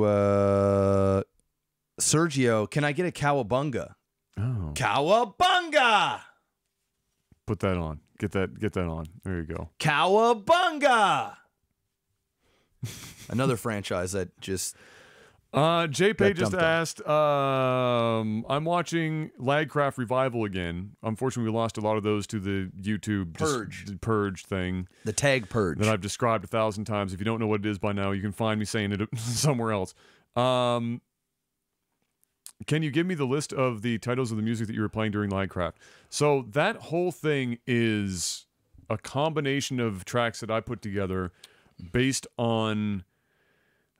It comes from a guy... Kevin MacLeod. Yep, that's it. Kevin MacLeod. Who made a shitload of royalty-free music, and I took a selection of his royalty-free music, and I spliced it all together into one loopable track that we used, which is fire, by the way, that we used for Minecraft, that I can't play Minecraft without hearing that fucking soundtrack. Every time I play Minecraft, I still have it on my computer. I just turn it on.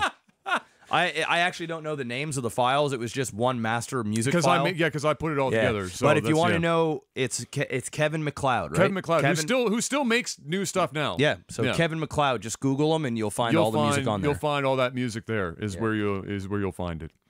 There you go. All right. Well, there it is. Ladies and gentlemen, that felt like a long one. It did, but I don't know if that's because I'm tired or what. No, it was 3 hours. That was a long one. It was a long one. We were on track until we got Game of Thrones, and it just got lengthy. Hey, it's what happens. It happens with Game of Thrones. The passion's real. The passion is real. Coincidentally, it's their most viewed stuff. Yes. Well, I don't think that's coincidence. I think that makes perfectly good sense. Yes, it does. It's a very searched topic on the interwebs. We will see you guys next week. Once again, head on over to patreon.com/lagtv to join the community. Give us a little bit of your money because we need it. And if you want to send in StarCraft, that's also the place to go to do that. Of course, from $5 on up, you can get in on that action. Once again, as well, we have the World Vision stuff coming up in June, so you can look forward to that. Loads of StarCraft content coming, lots of live stream stuff. So you keep your eyes on the prize there for social media, on Jeff and mine personally and otherwise, to know when that's all going down. And until we see you guys next week, thank you once again for coming by. Peace!